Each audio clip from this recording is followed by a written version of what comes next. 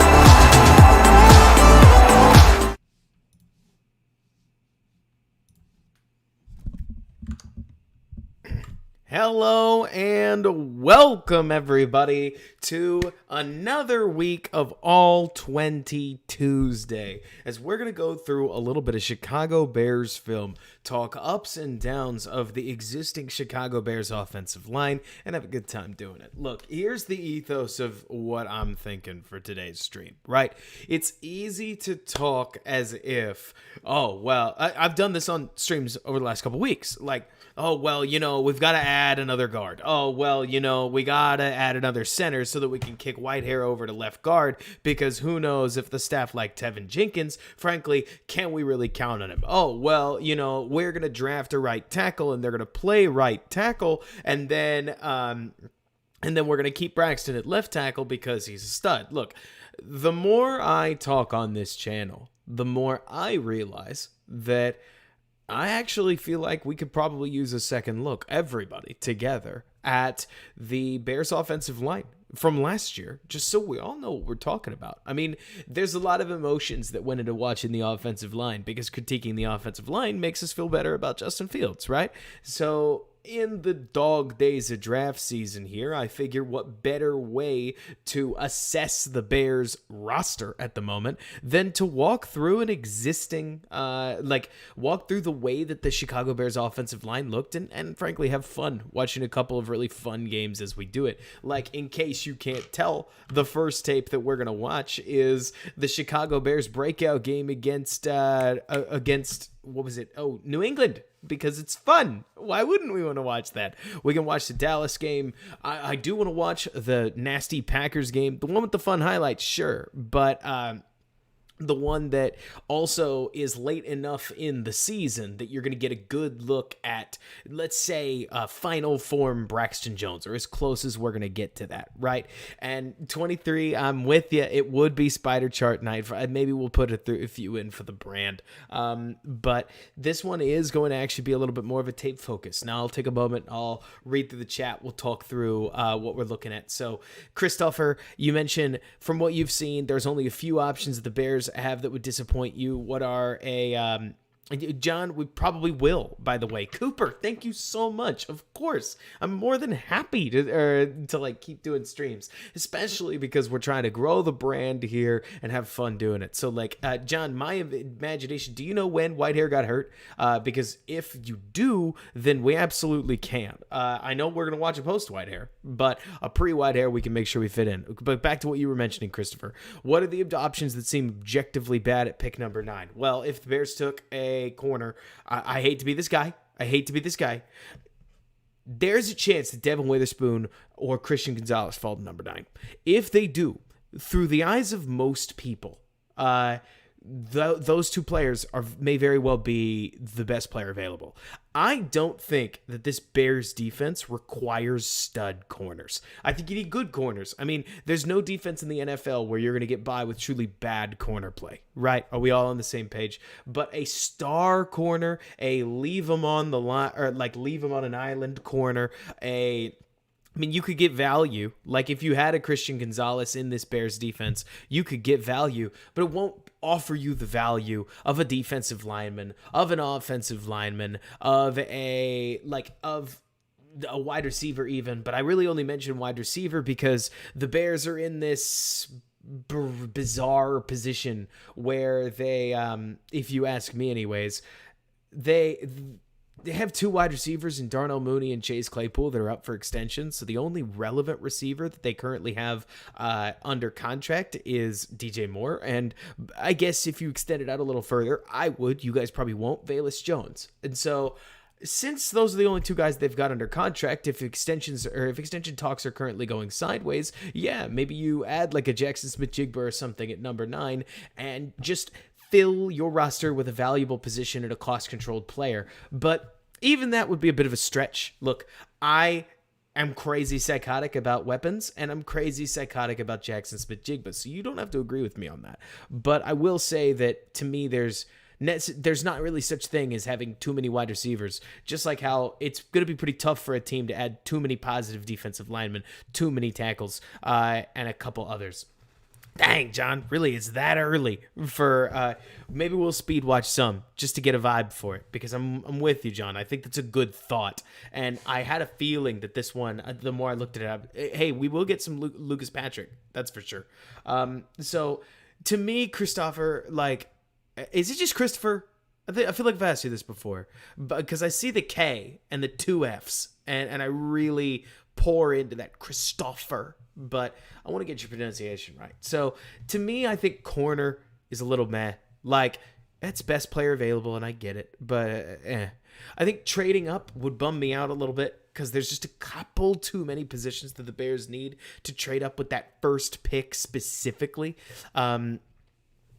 Just because you'd probably cost yourself one of your day 2 picks, and I feel like the Bears don't have enough picks as it is.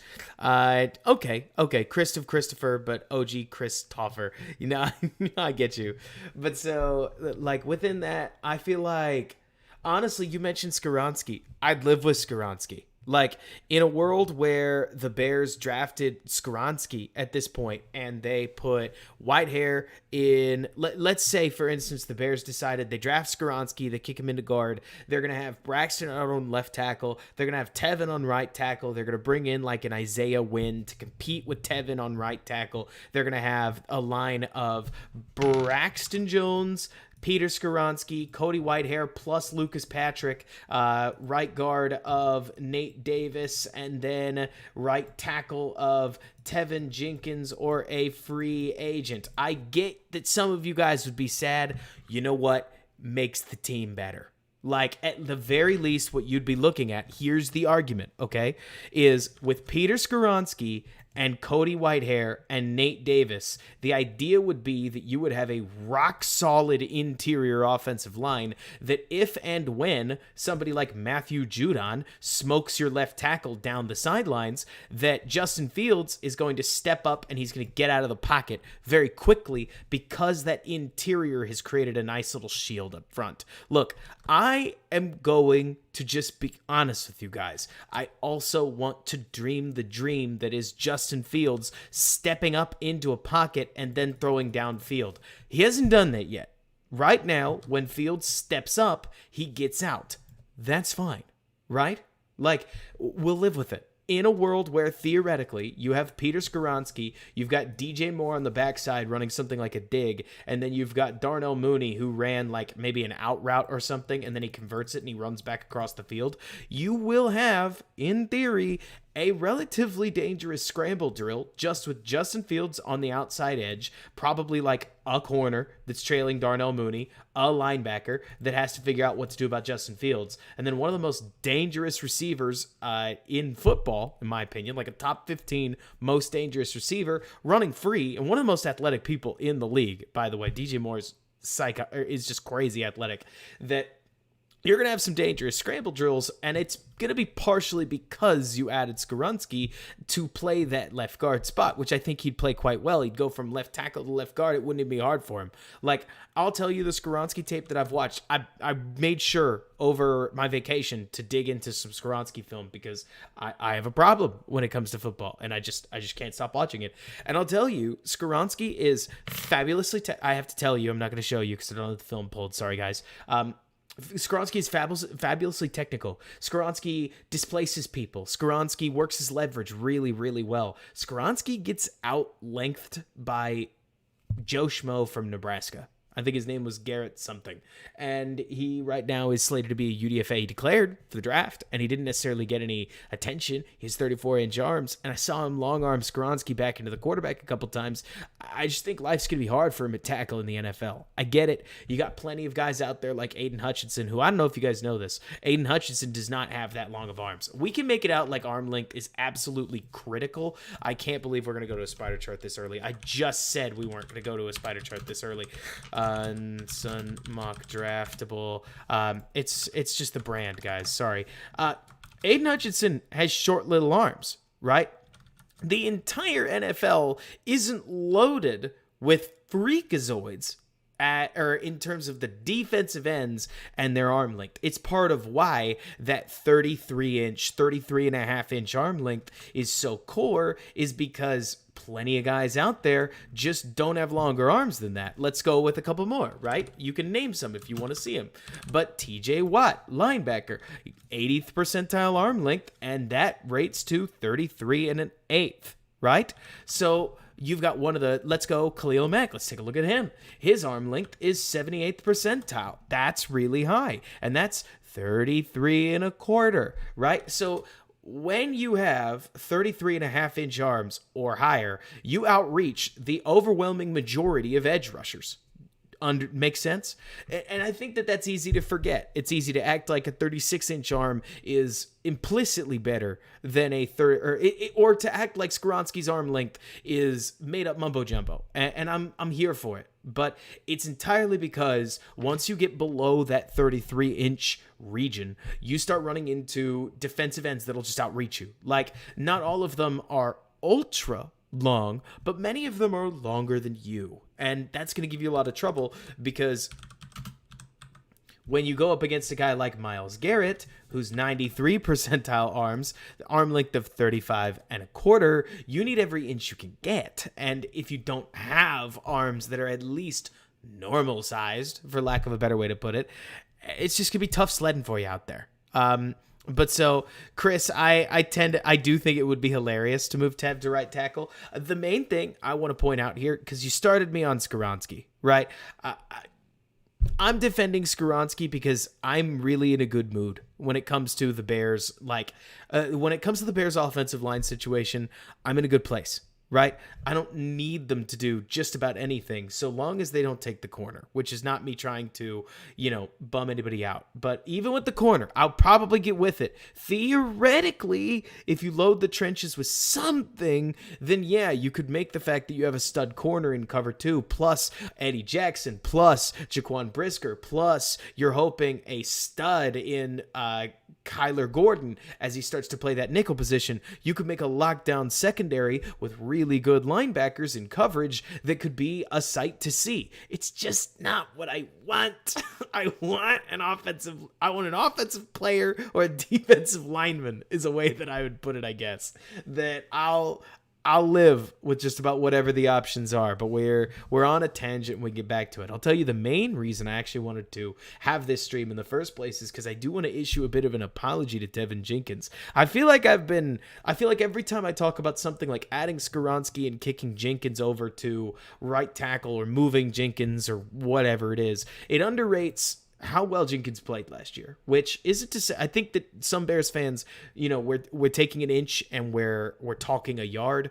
Tevin Jenkins had a good season. Was he one of the best guards in football? No. Not in my opinion anyways. I think Tevin was too inconsistent. He's got major growing areas, but I will tell you what, the player that I watched on film, because I watched the Bears-Cowboys game just a couple days ago, that's a good player. That's a player that you're not looking to jettison. I mean, frankly, he'd have to be a real pill in the locker room for you to feel like you absolutely had to replace this guy, especially on a team like the Bears are with not that many resources. So I want to make sure that we watch this and not only we see Braxton Jones, but that we see Tevin Jenkins and we see him for what he is, somebody who is going to go out there and he's going to maul for you in the run game. That's somebody that, frankly, you could switch him to left guard. I don't think he'll lose steam. I mean, the player that I saw at right guard didn't look like he was specifically succeeding because he was on the right side. His left and his right hands both have power in them, and he flexes them well. I think you could shift him over and get a very Skoronski-esque vibe if the medicals check out. Really, with Jenkins, I would say the biggest question mark at this stage is he healthy? But that's not a question you and I will be able to answer, so let's just watch some film and we'll talk about it. Did I get to everybody's questions? Let's see.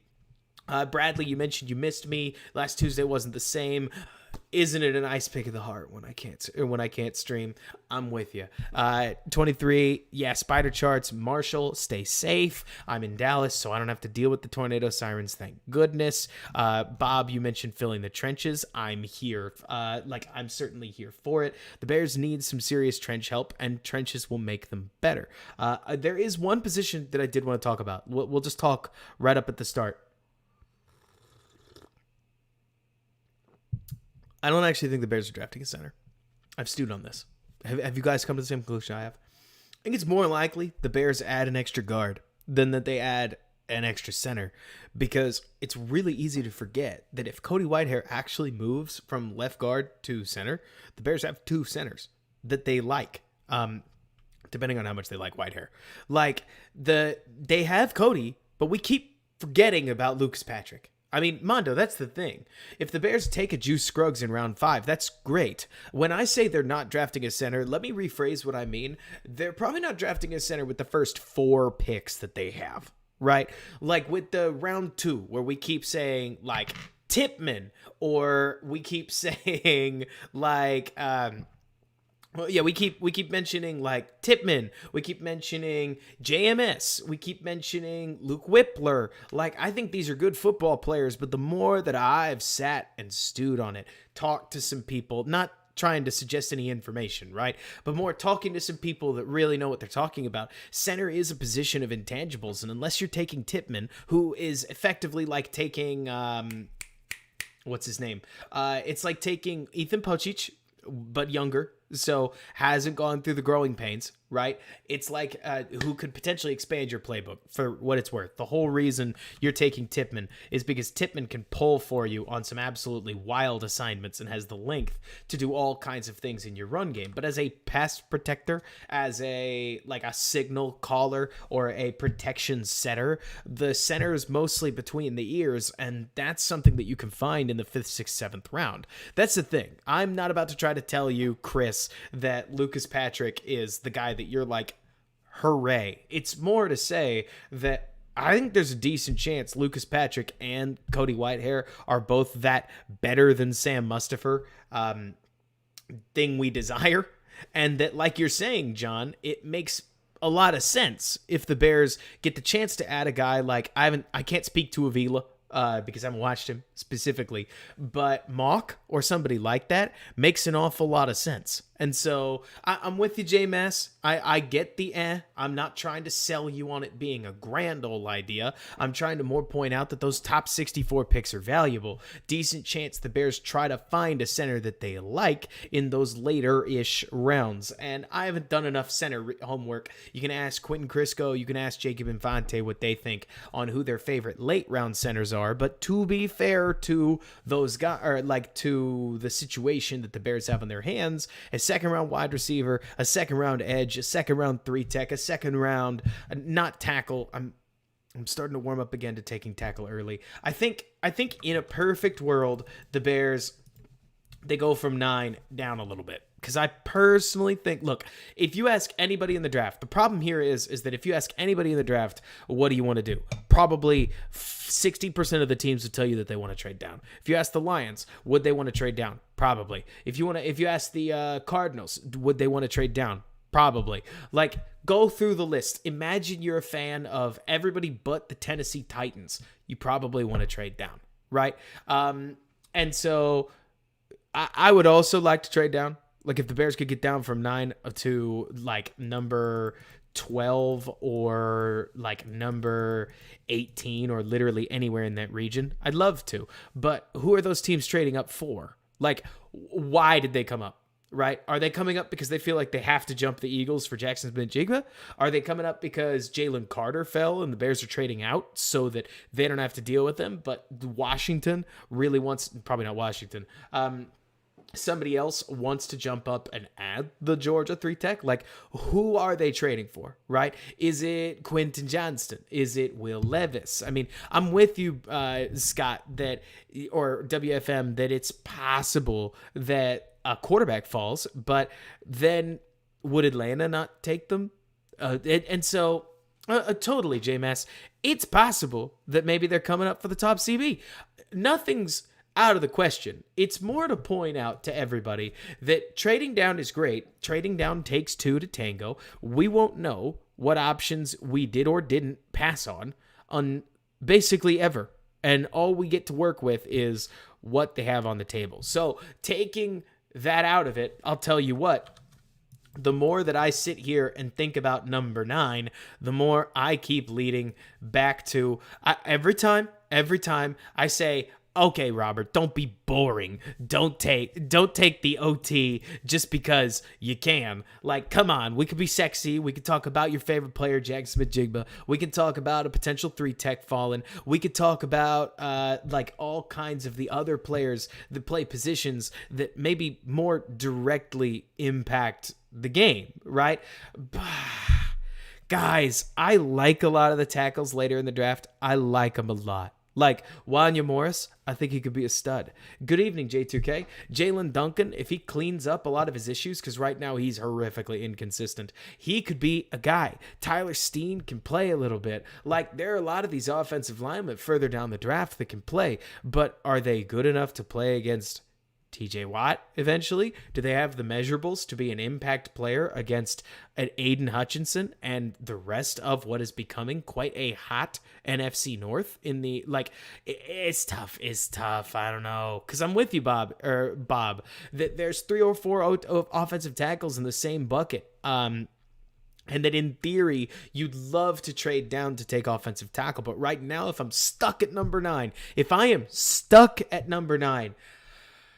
I might just reach on an offensive tackle and call it a day. Yeah, it'd suck, or it's suboptimal is what everybody would say, right? You'd say, oh, you're kidding me. You took Paris Johnson. How safe is that? Or, oh, you're kidding me. You took Broderick Jones. He's slated to go in the mid-first round, and you reached on him in 9. Oh, you're kidding me. You took Darnell Wright. Wasn't he like a second rounder a couple months ago? Only just recently got into the bottom of the first. Honestly, in a vacuum, any of these 3 players make the Bears offensive line tremendously better. Like, that's the biggest problem, isn't it? We can get so stuck on using the pick well that we forget that offensive line really is a core part of what the Bears want to do on offense. And there's not a lot of ways to make your tackle better than drafting one in the first round. And so if the Bears get stuck at number 9, I would love a JSN pick. I'm serious. Like, I would love a pick like that. Matt Nagy, great to see ya always. I don't know. I just feel like an offensive tackle fits both what the Bears want and what the Bears need. And then you come back next year with 2 first-round picks. Maybe you add Marvin Harrison. Maybe you add Mario Addison. Maybe you add Brock Bowers. Maybe you add one of these sweet defenders, right? Like, there's tons of options for when you have 2 first-round picks. Right now, if you don't add an offensive tackle, what are you going to do? Like, what are you going to do at the position? What are you going to do? Cody, that's kind of exactly how I feel. Like, if you told me that the Bears took number 1 and they turned it into an extra first-round pick, an extra second-round pick this year, an extra second-round pick in the future, DJ Moore, and also the first offensive tackle drafted, done deal? Like, is it absolutely perfect? Not necessarily. I'll tell you, if I had to rank the 3, here's one funny thing. Case, how you doing? Need to respond to your Discord message. Know that it's on my list. A lot of complicated things. I'll explain it to you later. Anyways, so let's go day 1 and then the future. And for the draft nicks in here, I want you guys to do this list too, because I think you'll find it as fun as I did, right? Let's see. So then day 1 and then career. So if I had to guess, right, day 1, which offensive tackle is going to hit the league and play best? 1. And we're going to go on a list of like 3 or 4, maybe. 1, it is Wright. That's the thing, PJJ. You may be surprised. I actually think that Paris, at this point, Paris is going to have the best career, in my opinion.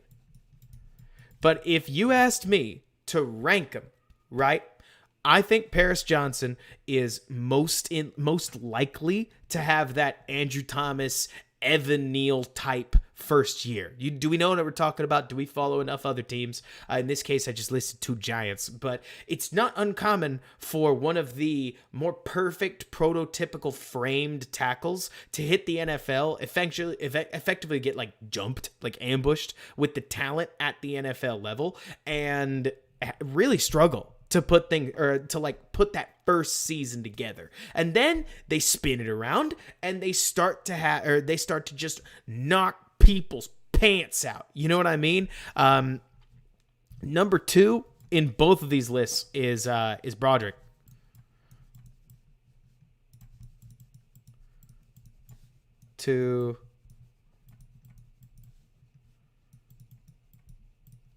I think both of these, by the way, this is closer to a 1A. This is closer to a 1B. That did not work. 3 is right. So, my personal opinion, I think Darnell Wright is an extraordinarily refined pass protector. I think the main thing that Wright has going for him is that he's got all kinds of moves that he can deploy when it comes to protecting the passer. I've seen him snatch trap. I've seen him walk the edge. I've seen him recover well. That's a big one. He's recovered a lot in the SEC. So when you look at somebody like Darnell Wright, I think he's going to hit the league the fastest, and then I think Paris will overtake him. Broderick Jones wants to just beat you up, you know, like, because Rahul, that's the thing. You mentioned Broderick Jones is pretty raw. I'll tell you what, you could take a look at my Twitter, by the way. I posted a little thing of him. But the main thing with Broderick is that he's just a brick house. Like, Broderick is 310 pounds of perfect muscle. Broderick doesn't get moved. So there's an aspect of like, well, how raw do you have to be to really suck? Like, given that muscular structure, he moves outstandingly well. There are things he's going to do in the run game that other people just flat aren't going to be able to do.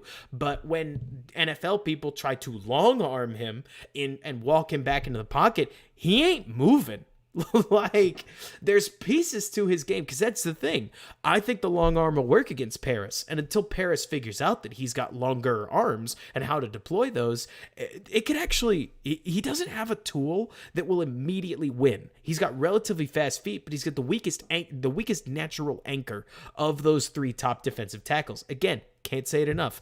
I love Paris Johnson. I think Paris Johnson will have the best long-term career because his frame, what he's able to do with his feet, the amount of wiggle room in his ceiling and his game, and the lack of experience he has at left tackle suggests that as he gains more tackle experience, he's going to get a lot better. But we're talking day one. And day one, by the way, shouldn't necessarily define how you're going to take these guys. Just know that it makes the evaluation kind of funky for a 2023 Chicago Bears offensive line. Because yes, I would look any of you guys in the eye, and I would say that at number 9, if the Chicago Bears drafted Broderick Jones, I think they get enough of the day one that they need while still getting an extremely good offensive tackle and a violent tone setter. People keep talking about how Paris Jones is a mauler, and if you think he's a mauler, you haven't watched the other tackles. It's not that I think that Paris is prissy by any stretch of the imagination.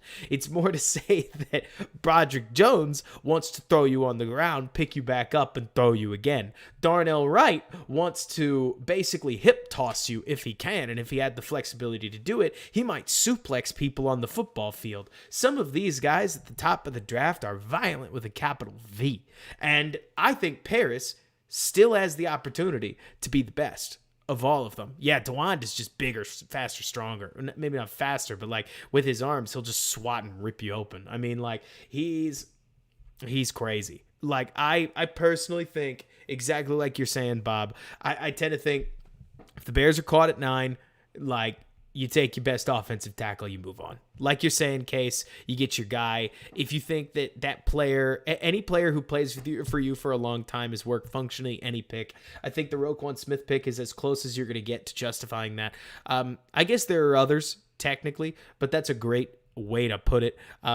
Scott, I cannot, in good conscience, support Bijan Robinson at 9. It's not because I don't love Bijan. I think Bijan's great, but I think it's that the trench problems are just too great at this point. Plus, you got to remember, we forget that running backs only play like 60% of the game. Like, even the really good ones. I mean, they just don't stay on the field that long in a running back by committee era. And so if you're drafting a part-time, like an offensive tackle will play every snap, right? A number one wide receiver will still play most snaps. But if we're talking about Bijan Robinson, he's really good, but it doesn't help anything that there's a running back I think is better. He's not better overall. He's not better overall. But if you know me at all, I mean, you got to know. You got to know who's on my mind. Like, there's a running back I think is going to take the league, I mean, by storm and a half. Like, oh my gosh. Oh my gosh. I love watching this guy's film so much. He managed to be lightning in a bottle at Alabama, for crying out loud. Like, Jahmyr Gibbs is so electric fast. It's so electric fast that he puts people to shame.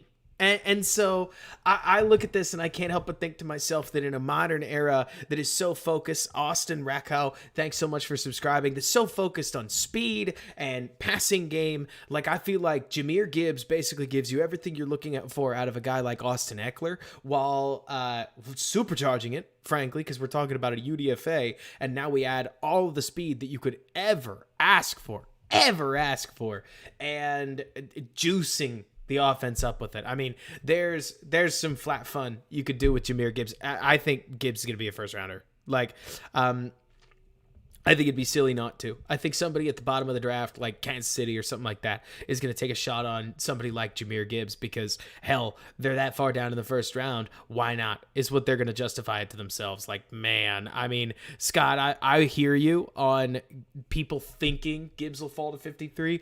I find it hard to believe. Like, I personally think that it would be hard. Let me put it this way. I'm not about to toot my own horn too hard. But last year, which was my first half season in draft, there were a couple of players that specifically I said to myself, they're too good. How is anybody going to let this guy go? And then JT Woods and Tyler Smith and a bunch of other players that I loved did not go as low as people thought they did. Tyler Smith, Christian Watson, these guys are they don't fall like that. And Jahmyr Gibbs, who ran, now I have to look, it's a brand. Jahmyr Gibbs, mock draftable. Google is learning my tendencies. 97th percentile. Do you know what that is? That is 4.36 speed. So we're talking about one of the fastest running backs that plays like he's one of the fastest running backs. I mean, he's a stud. Yeah, exactly, 23. I mean, that's the way to put it. Like, Jahmyr Gibbs has talent that other people just flat don't. When we talk about running backs that are home run hitters, he's a grand slam hitter. I mean, he can make any play for you a 15 to 20 yard gain, and he's a blur in the open field and is so good at managing blocking angles. I mean, he's got great vision. He's like the reason that Alabama's offense was functional, which is a hell of a thing to say about a running back. And while Bijan Robinson is great and Bijan Robinson's more complete, and technically Jahmyr Gibbs isn't, I guess, like the blocker that others are. Exactly, John. Like, I think Jahmyr Gibbs has all of the Travis Etienne value and more. And so I look at a player like him and think, no way. I mean, Case, exactly. If you told me that somehow the Bears were able to trade, and so they fell to 16. They get stuck with Darnell Wright, and they get like a top 30 pick, and Jahmyr Gibbs is there, and they draft him. I mean, some of the stuff you'd be able to do with Justin Fields on a rollout, pitch it, or like with the ball to Jahmyr Gibbs, or even frankly just basic like shotgun drop backs on play action, where as the blocking scheme fans out just a little bit, you end up with Jahmyr Gibbs basically checking and releasing, and now he's in the open field with one guy to beat. You'd be able to do some silly stuff. Plus, I mean, that's before we get into anything like a wide zone handoff. That's before we get into like Honestly, even basic runs up the middle, like especially if you did trap runs like the Bears have done in the past, where you go boom, boom, boom, somebody comes over here, and then this hole just like opens straight up. Tariq Cohen gashed a couple people on those. Like, oh, it'd be ugly. It'd be so fun. I mean, it would be speed on speed on speed. Because I'll tell you what, one of the funnest parts about watching these games. Hope you guys are ready. We're here to watch offensive line, but we're also Bears fans. We love watching highlights. Who doesn't love watching highlights? And I'll tell you one thing to watch. We're about to watch midseason Justin Fields, and midseason Justin Fields is a lot faster than you think he is, or at least than you remember he is. We don't realize how much we saw Justin Fields slow down slowly but surely. This part of the season, sweet Lord. He's so fast. I mean, another one if we wanted to is we could snap on the Miami film and just watch through that really fast to just see it. But like, it is so fun watching the speedy young version of Justin Fields, the pre-injury version of Justin Fields, and envisioning that with a Zach Charbonnet who's not the same level of like athlete, and a couple of others would be awesome. So DJ Fluker. I think Fluker's interesting. Don't get me wrong, but I think anything that's a project is just a lot to count on. Does that make sense? I think the issue here that you got to remember, Bob, is when it comes to anything, right? Anything. Like, these guys are pretty much putting their house on the line. We forget that, don't we? Like, every play call, every personnel decision, everything that like all these guys do, you're putting your house keys on the table and risking them. So when it comes to guys like DJ Fluker, if you bring in a DJ Fluker and it fails, like, you get fired. Maybe not quite literally, right? But close to it. Closer to it than you want to think. And so I can't help but look at it and think to myself, that's a sweet idea for if the Bears had a relatively stable tackle situation. And Case, I hear you. I think that the tackle situation could get a little bit better, especially when it comes to passing downs. One of the worst things right now, Case, that they have is that when the tackles fan out, there is a non-zero chance right now anyways that Braxton gets beat long ways, and if the other tackle gets beat short ways, you basically have Justin Fields with not really anywhere to go. Now, the interior has to get flat better. At least make one piece of the offensive line decent, can we please? But either way, I mean, there's not a lot of ways to be wrong. And that's kind of how we started the show, and it's where we are working back to, right? That there's a lot of ways to make the team better and to get better and to not be wrong. And so I tend to think that if the Bears end up taking a good player, pretty much regardless of position, but that thankfully my short list is like 8 positions deep, right? Because Chris, hang on, Khalid, you mentioned any chance we get Carter. Yeah, if he falls to 9, it won't shock me at all. You guys got to remember, we're talking about a, oh yeah, hang on. I love the Davis ad. If I haven't talked about it enough, I think Nate Davis is a flat stud. Case, Nate Davis, as much as I know a lot of people are suggesting he's going to move to LG, he's played RG his whole life. I think Tevin's on the move, which is a little ridiculous, but it's how it goes. I mean, Nate Davis is a really good player. I understand the battle to add for him, or to add him, especially at the money that they added him at. So Mondo, I haven't looked up Jake Witt. I've heard he's a good position. Or like a good player at a solid position, but I need to look it up to be sure. The Spectre, you're absolutely correct that Carter's pro day went terribly, but I wouldn't be surprised. Got to remember, we're talking about Ryan Poles. Who has Ryan Poles drafted in the past? Ryan Poles' organization went out and got Kadarius Toney. Ryan Poles' organization drafted Tyreek Hill. Ryan Poles' organization takes on reclamation projects all the dadgum time. I mean, if you told me that Jalen Carter fell to number 9 and the Bears have had a bunch of interviews with him and they think they can make him work, I think they're going to. I mean, I think they're going to try. And John, I know you talked before about how much it would just bum you out if Carter was the one who got drafted to the Bears. But I think if you take him at number 9, you are taking about as low risk a flyer as you're going to get on a player of that level. And so I tend to think that that would be. Look, I can't tell you whether it's a good pick or not. I'll say this on every podcast that I've been on, and will be on. Right? I don't think we know. I don't think we can know. And so until we hit the point where we see Jalen Carter on the field in the preseason, we hear about Jalen Carter in Bears camp, right? And anything. Like, at any time we talk about Jalen Carter on the Chicago Bears, we don't know. And for us to pretend that we do is a bit silly. Not to say you can't. Don't let me tell you how to fan. But more to say that, Spectre, to your point, like, we don't really know. Like, are there character questions? Of course there's character questions. But I tend to think that some of those character questions exist for all kinds of guys all across the NFL. And then we don't hear about AB for 6 years, right?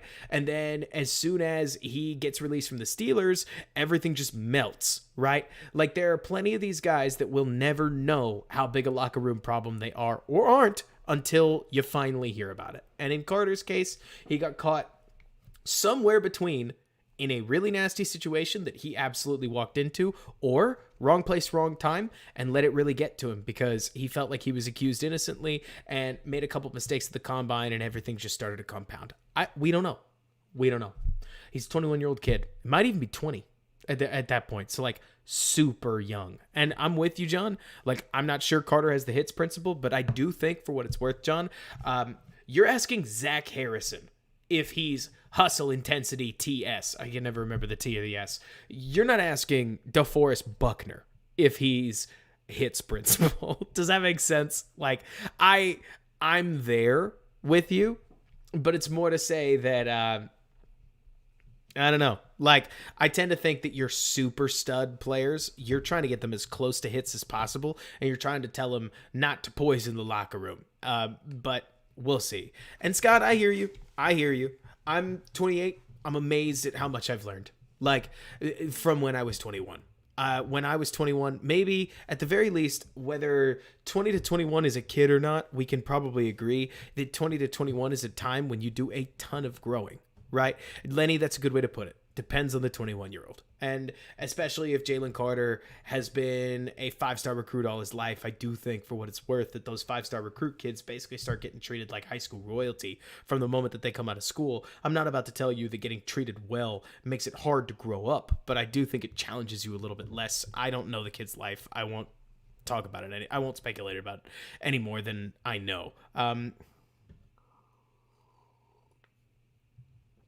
See, I don't want JC to come to the D-line group and be a problem. I mean, that's the thing, right? Like, Marcos, nobody wants Jalen Carter to come to your locker room and be a problem. But at the same time, Albert Haynesworth had a great career. It's easy to forget that. Somebody put me in my place about that in the Windy City Gridiron email chain the other day. Like,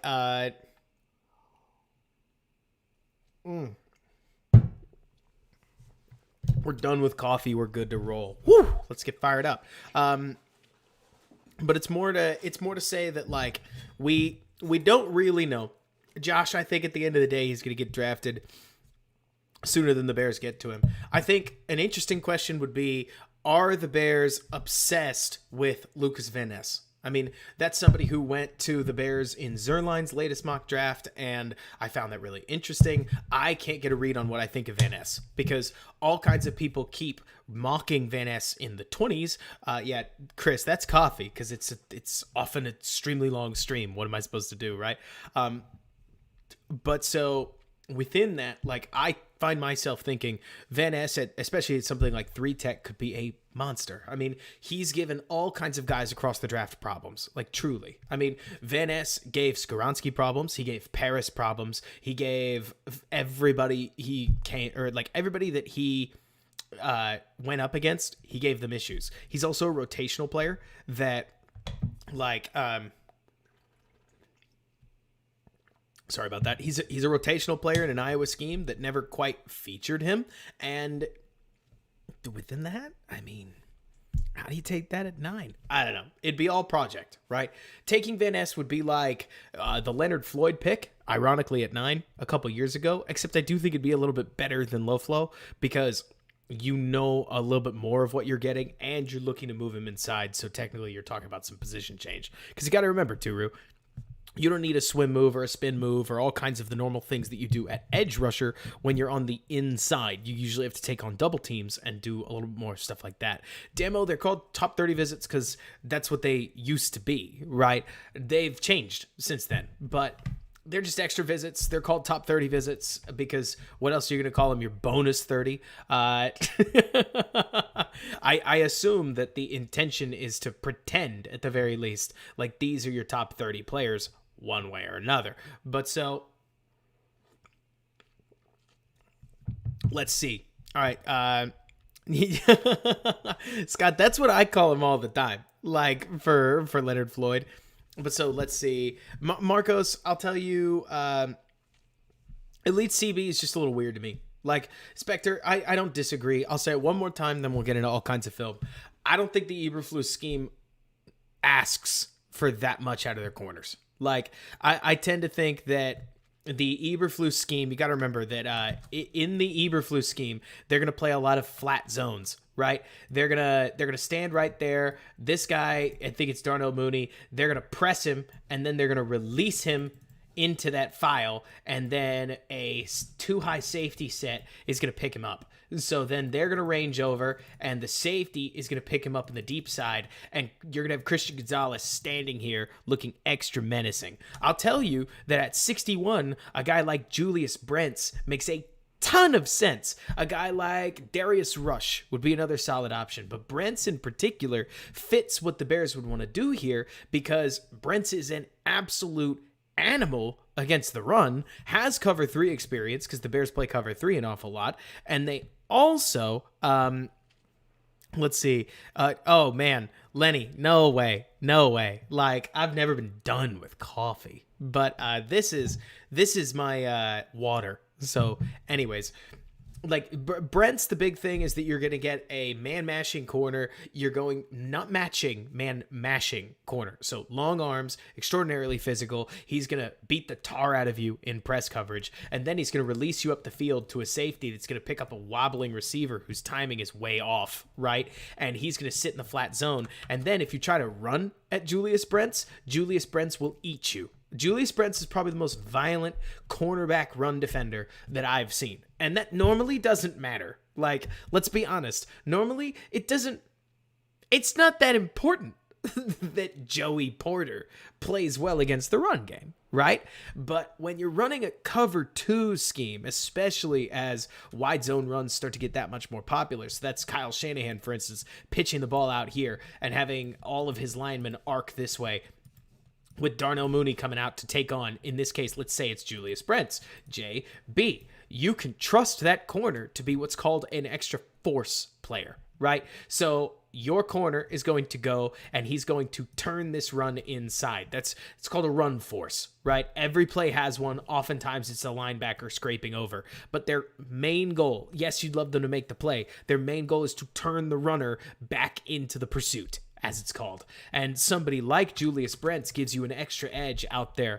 And while his coverage, I'm just going to be honest with you guys, while his coverage needs some serious work, while his technique's just not there, the hips are crazy fluid. Remember, we're talking about one of the guys, like, we're talking about a Hall of Fame spider chart. You want to see it?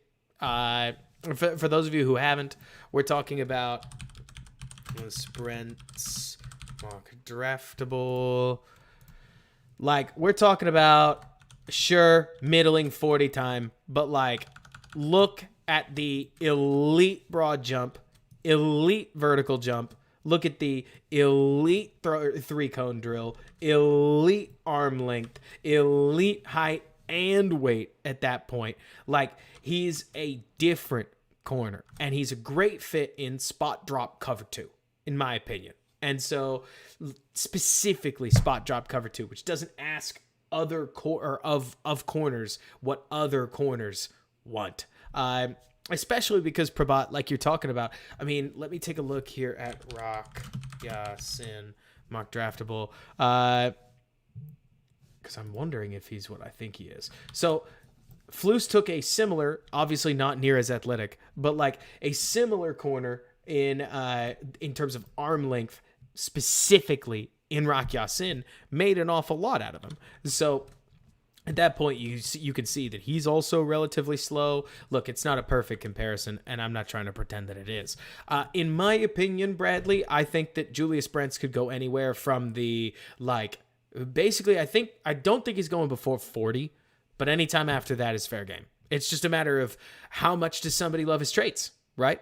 I think right now, if you rolled Julius Brents out in a cover one scheme, he'd get burnt a lot. I think he's got a lot of room to grow. But something like the Bears cover 2, cover 3 hybrid system, I actually think you could roll Brents out and you might be surprised at what he is and isn't able to do. Which is to say that a lot of what he would do for you is the stuff that he's best at. And the stuff that he can't do for you, like mirroring somebody on the inside in cover 3. So that would look like this. Like the stuff that Brents isn't as good at, which is going to be collision this guy right here and then ride him into the outside file. Let's see. And then he cuts in like this. You're going to have TJ Edwards or Tremaine Edmonds sinking into a zone right in front of you, which is nice. So Hester Bear, my hope is that it's uploaded. Every time I do draft film, there is a coin flip chance that they just take it down. And I tried to clip it out, but they kept coming back with a new thing every time. They really wanted that one blocked. RIP. Like the draft thing, seriously. I mean, not a profitable business. Would love for it to be. But people safeguard draft film for no real good reason. I think it's a bummer. But it is what it is, right? So got to make sure you're here. If there's extra incentive to catch them live, it's that whenever we do a draft-related stream, you get to see all the stuff that otherwise gets blocked. And then maybe it doesn't show up. It can be a real pain. No worries, Brandon. We all get it. You got work to do. But so let's start digging in. Let's start rolling. We get to see some early Bears offense. Take a look at Braxton Jones out here. Ooh. We're gonna go play by play. We're not gonna be outrageously. What is the word? Like we're not gonna be outrageously detailed on what the scheme is because we're mostly watching offensive linemen. Man, I love this. Like, it's simple, isn't it? But watch Jenkins here, where we're going to go, looks like wide zone to the left. Braxton is going to battle right here. But it's Jenkins who I love seeing this. He's going to get to his spot, right? He's literally, in case you've ever wondered what they're doing, Jenkins is going to shove the defensive tackle such that he feels like Lucas Patrick has him under control, which at this point Patrick does. So then he's going to look back and he's just going to hit the snot out of the first guy that he can see, which it's fun seeing Jenkins' violence. That's normal. There's nothing weird about it, but it's fun watching Jenkins make contact with people and play nice and violent ball. So RIP David Montgomery, of course. It's also no surprise to me, the more that I watch the Bears, that they kept wanting to attack that left side, because as the Bears run at this left side, not only does Braxton Jones get to shine a little bit, but in theory, the pass rush eases off on him just a little bit on every play. So let's see who's 92's guy. It's Schofield's guy. Schofield gets beat over here, RIP. And then Braxton continues to hold his own. Not a power tackle necessarily by any means. And then what's Jenkins doing? I think my brain told myself that Jenkins is less mobile than he is, because watching him on these tapes recently, I mean, he can move around. Like, it's not as if he's, I don't know, Cody Mock or something like that. But for the power that he plays with, yeah, he can move. So I think it's third down, because it doesn't look like those two runs went particularly far. And then quick ball to Darnell Mooney. We can make an awful lot out of this if we want to. I always think these are funny because the more ball I watch, the more I see that it's just a pick route of some kind where Darnell Mooney is going to run what should be a pretty much one-read route. And it's fun watching the flair Fields plays with, but these are the layups. Like, you miss this, it's a real problem. Jordan, hope all is well with you too. Great stuff. Let's see from the blocking front what happens. Man, I am thirsty. Yeah, Jenkins just out here battling. I think Darnell Mooney is getting slept on a little bit. I'm not about to go on a crusade for the guy. That was last season, but at this point, a 400-yard season in an under 2,000-yard passing piece. Let me see, how many pieces of flair was it in the movie? That's wide open. We love it. I would love to see a season where Justin Fields actually gets a decent amount of like wide open stuff one way or another. But you know, man can just dream.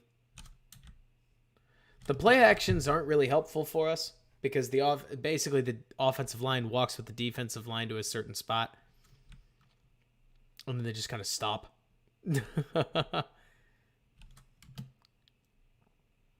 Oh, DJ Moore will help with that a lot.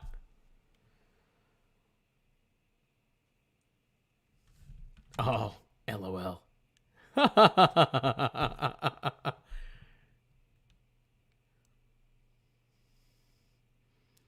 Wet ball? Maybe. Though, actually, this one looks like it was in the realm of catchable. We're not going to do this with everything. Nah, I don't know. It's kind of low. It's just not part of Justin Fields' club or like wheelhouse. Maybe it'll become a little bit better so that it can be at least amenable. But let's see. What makes a good right tackle versus a good left tackle? We hear all the characteristics of what a left tackle needs to be, but nothing on right tackle. Scott, I'll make it really easy for you. Tackle is tackle. Especially as, let's see, DJ Moore, Bob? Yes. First free agency video, we did a lot on DJ Moore, and I post a bunch about it on Twitter. Though, I'll probably release some kind of a DJ Moore, one of those like breakdown storytell video, I had to say, hype video things, because he's fun, and I just keep watching more film of him, and you just drink it down. It's so good. But so anyways, the main thing that I look at when it comes to right tackle, left tackle, Scott, is nowadays you got plenty of these guys like Nick Bosa that line up primarily on the right hand side. Everybody talks about this every offseason, and they act like right tackle and left tackle are the literal same thing, and they're not the literal same thing, right? But you're going to get a Matthew Judon on the right-hand side, then yeah, your right tackle needs to be pretty much at the same level as your left tackle, or you're going to end up with a problem. Now, NFL market still pays the left tackle a little bit more, right? The left tackle gets 1.15 times the money of the right tackle, who gets 1.0 RT. So people tend to still value the left tackle more, but on the football field, they're pretty much the same. Let's see. Jordan, I hear you. I think at the end of the day that but would you be really taking Skoronski to play right tackle? Like, I think playing Skoronski at tackle is, I think it's a waste. Not because I hate Skoronski, but when I watch Skoronski, I see it. Like, it's one thing, Jordan, in my opinion, I'll keep this nice and short. It's one thing to talk about somebody where you go, oh, I don't know, he measured a little low. And then you watch his film and he's never getting outreached. There are guys with all kinds of length that get outreached and they make it no problem, right? With Skoronski, I see people outreach him and make it a problem, drive him back. Guys that aren't going to get drafted can do it. That's not to say that Skoronski sucks, right? It's more to say that, okay, yeah, no, I got you. Jordan, as long as you're saying that, we're on the same page. Like, as long as you say that, we're on the same page. Because if you put Skoronski at left guard, you've actually built a extremely good interior offensive line. And I tend to think that if you guys ask me, we make offensive line about a unit of 5. I actually think it's 2 units, 2 separate units. I think that the IOL, OL, and then the tackles are their own thing, right? Where if you've got really good tackle play, you have to navigate your interior offensive line, but you can do it, right? If you've got really good interior offensive line play, you got to navigate your tackle play, but you could do it. And so I tend to think that if the Bears have the opportunity to make their interior offensive line rock solid, that gives Justin Fields, extremely mobile, a lot to work with. Now, again, I don't think that Justin Fields is going to be a step up in the pocket and throw it guy, or at least I don't believe it until I see it, because it's not fair, right? At this moment, though, right now, Justin Fields is really good at the step up and run out. And that you can do. Like with a good interior offensive line, you can trust your interior guys to protect that front piece so that if Braxton Jones here gets beat on the outside, Justin Fields can scoot up, scoot out, and run scramble drill with DJ Moore and Darnell Mooney and Chase Claypool, who's out there coming in, and Justin Fields, of course, is out on the outside edge of the defense, and that creates some serious strain on your defenses. So that's good. Like, that's a good thing. I'll tell you that I think that the biggest problem that the Bears had last year is that with wonderful players like Schofield, Mustipher, inconsistent guys like Jenkins, love you, Tevin, it happened, and then any mistake that Borum or Jones, rookies and sophomores, made out there, it meant that Justin Fields pretty much couldn't count on pressure to come from one specific place. It came from all over. It came just about all the time. Think about that Washington game, right? You had pressure up the middle sometimes. You had pressure around the edges sometimes. You had pressure at both sometimes. And that's the issue, right? It wasn't that, like, I don't think Justin Fields' mobility puts him in a box. I do think that when you can't trust any piece of your offensive line, that none of them might as well be any good. Because if you can't trust them, you won't. You'll keep an eye out. And the whole point is to create a quarterbacking situation where you can keep your eyes downfield, not looking at the offensive line. But so anyways, let's get back to this. Looks like an RPO. I wonder what Fields is looking at. I think Fields just wanted to throw it, though I'm sure he's reading right there. But we still get a good rep from Jenkins, so let's see how he handles it. That's a pretty good job turning the rusher, honestly. You see this a lot from Jenkins. When Jenkins can establish that big left paw, like right here, the play strength he has to turn guys is pretty remarkable. That's not easy to find, especially at the NFL level. Braxton doesn't really do that. Braxton's lower body is what really separates him, in my opinion. Braxton Jones can get to a spot or reach people better than most, and he's got the arms to make some contact, even if not much, right? Whereas with Jenkins, what I'm really impressed with and what makes polls, in my opinion, correct to have moved him to the inside is that Jenkins' refrigerator Jenkins is within a phone booth power is pretty remarkable. And when he utilizes it really, really well. What is Jenkins doing? I just see. Do we see this? So take a look at Jenkins right here. Because you can see him catch this defensive lineman leaning. And instead of blocking him, it just looks like he swats him down.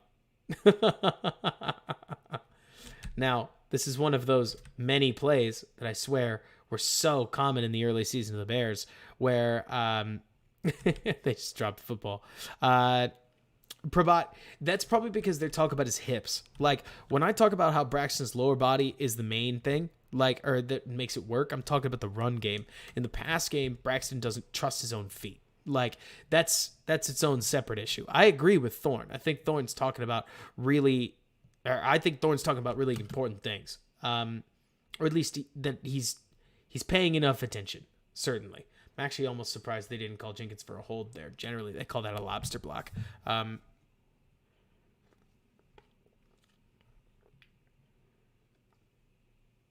That's the thing, Jordan. Inconsistent, given 1 week of prep and then a bunch of live bullets at guard, doesn't mean you suck. I don't know if you know this. This whole stream is practically an apology to Tevin Jenkins, because look at a play like this. Watch 76. Look at this. Scoop. Gets under. Gets leverage. And he's just going to drive his man for like 5 full yards of control. Right? Look at that. Scoop block. Takes him out of the play. Wins the hand fight. Plants. Drives. 95 can't do nothing. We love it, don't we?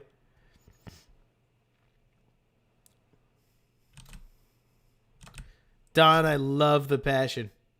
I'll never get tired of seeing Detroit versus anybody in here. Nice move by Montgomery.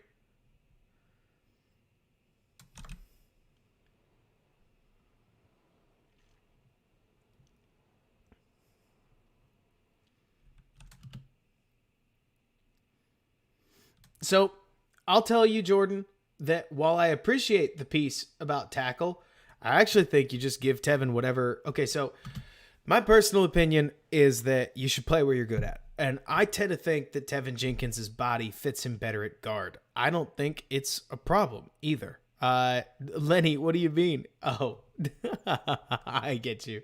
But so, like, me personally, I don't think it should be an insult to say that somebody looks like a really good guard. I don't need Tevin Jenkins to prove anything at tackle, in my personal opinion, especially because he looked as good as he did at guard, and the Bears are set up to put themselves in position to draft a tackle.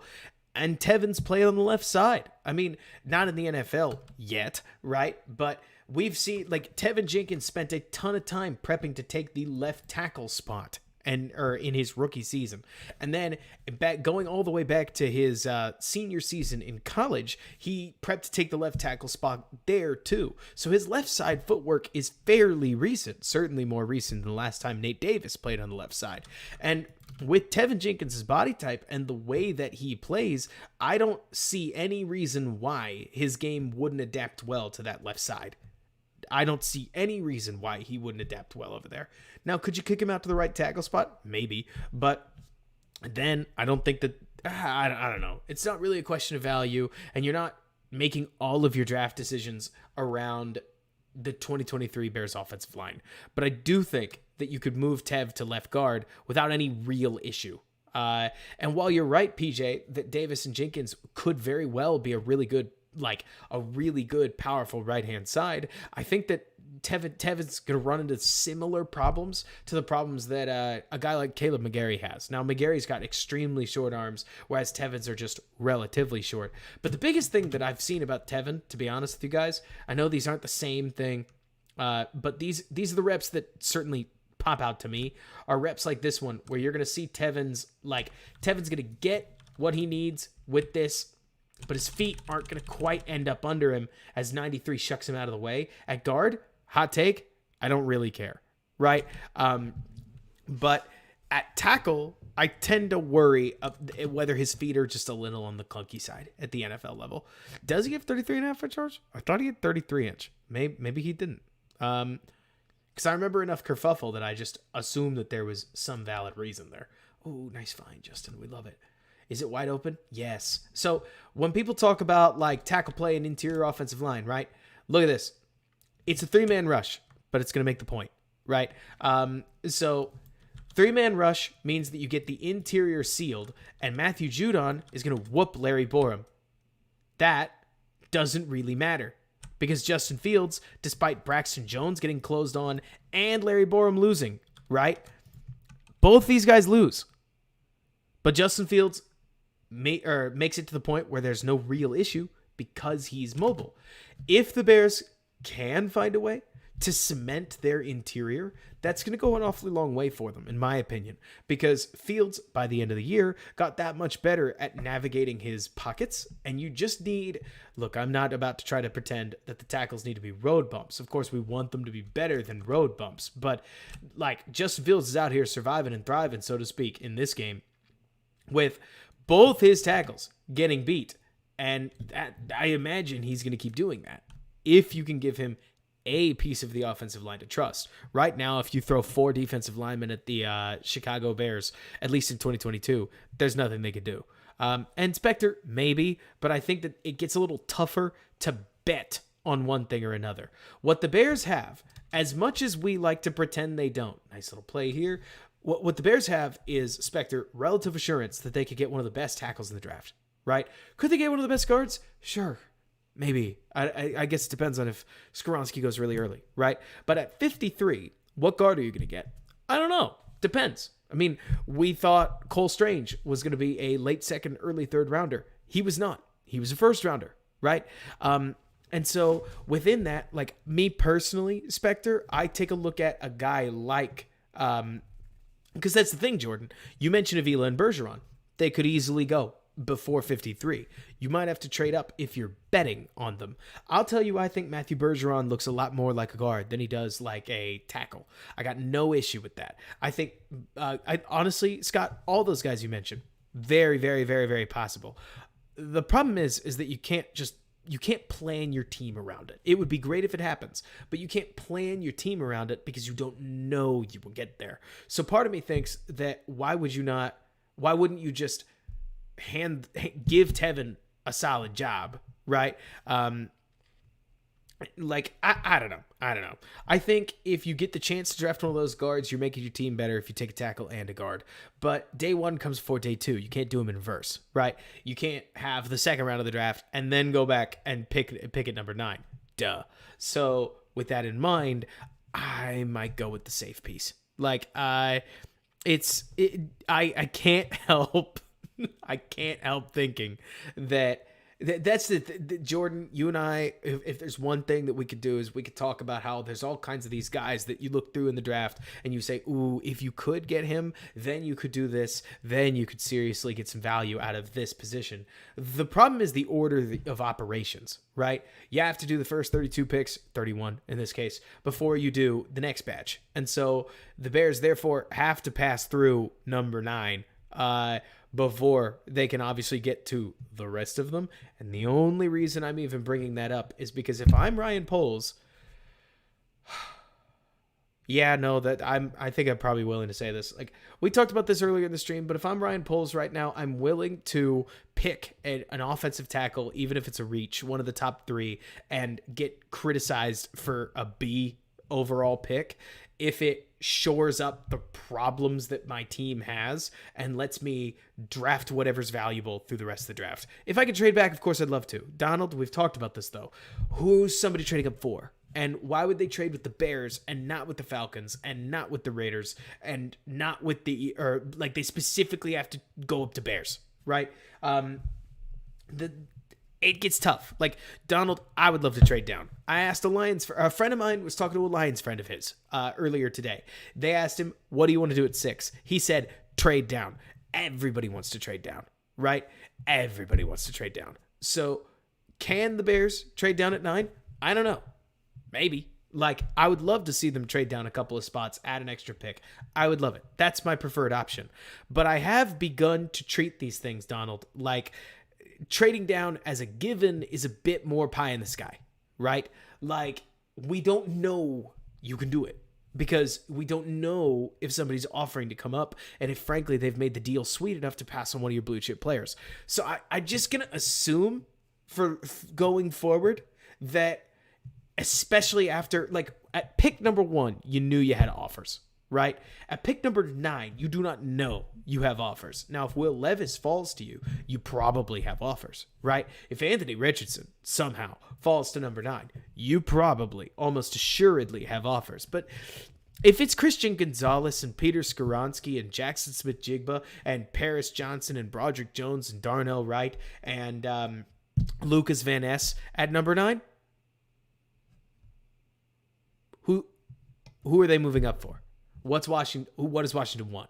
Like, what does Pittsburgh want? Like, what do these guys want? Right? And so maybe they come up to go get Hendon Hooker. Maybe. Would love it. But I can't help thinking that we just don't know. And so, like you said, Bob, maybe they come up for CB. That'd be sweet. You asked me earlier, Jordan, what OT do I think would be best? I'm going to give you the most boring, pale answer ever. I think day 1, Paris is the worst of the choices. I think long term, I trust Paris more than I trust Darnell Wright or Broderick. I think Broderick shoots the middle for you between Broderick Wright and Paris. And I'd probably take Broderick at 9 if you made me. Like, if you forced me to, I would take, I don't know, I'd have to sleep on it a couple nights. I would probably pick one and then go to sleep and have nightmares of the other, to be honest with you. Marshall, how you doing?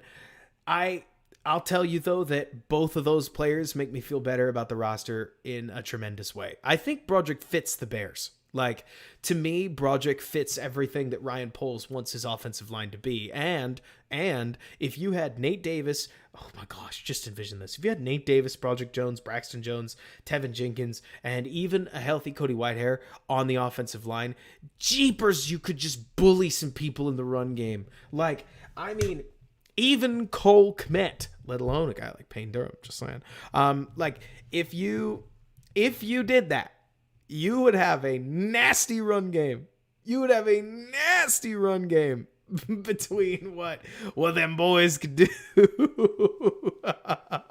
Like, oh man, oh, that would be fun. And then you've got Justin Fields and some quick running backs behind him to make it work. I mean, ooh, that thing could really sing. But then there'd be some people out there that would say, oh, the Bears took an unpremium position, or they'd say, oh, like I wanted this or that, right? But yeah, and that's the thing, John. The biggest problem with the Bears' run game last year is that when they needed it, they couldn't necessarily get much out of it. I'll tell you that the other thing that Broderick Jones, oh man, that part would be miserable. Like, everybody's going to get him mixed up, right? So the main thing that I look at with somebody like Broderick is that he's also going to aid you a ton in the passing department. Like, the biggest problem that the Bears have is that they've got all these guys. Look at Borum in that last snap.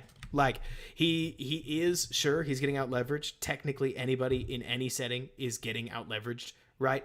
But Broderick doesn't get pushed like this. Like, Broderick makes contact right here and then just moves sideways because he's got an absolute load of power in the way that he plays. A load of power. I mean, even with hands that have missed right here, Broderick Jones does not get moved. And if you do move him, you did something special.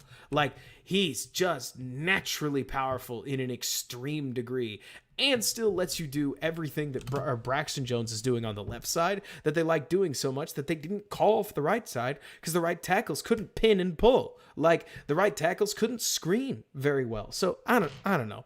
I'm with you. Just, we're on the same page that, you got different things here and there.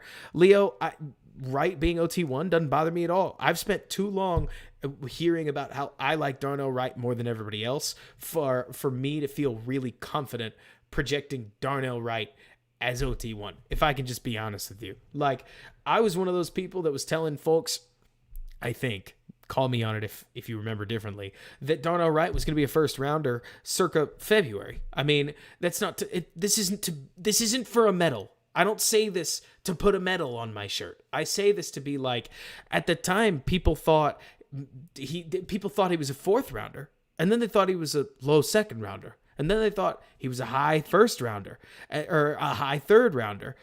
Or no, not a high third rounder, a high second rounder. And then they thought he was a low first rounder. So if people are starting to make him OT1, like, I'm here for it.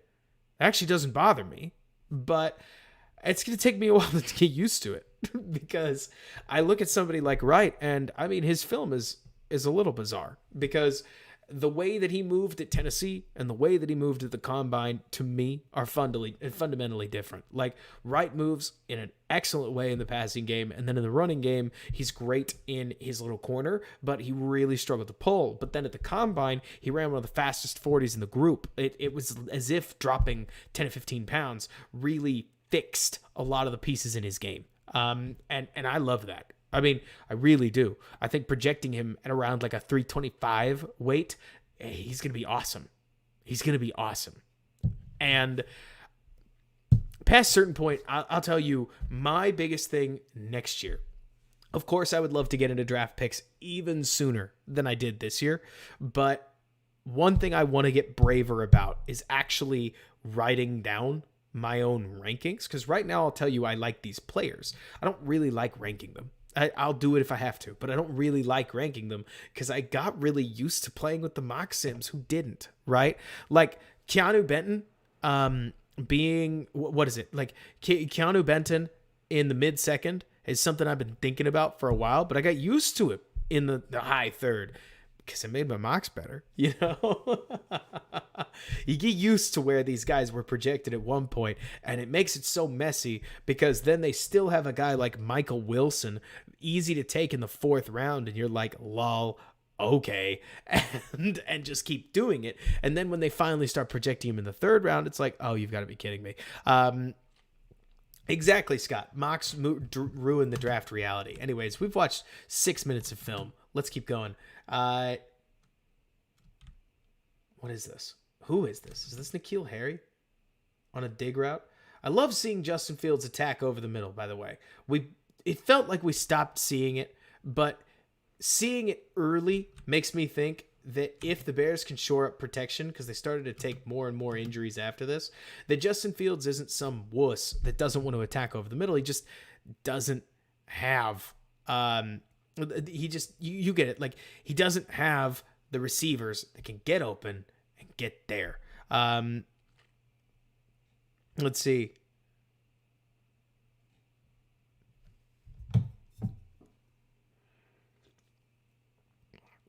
I know, Bradley.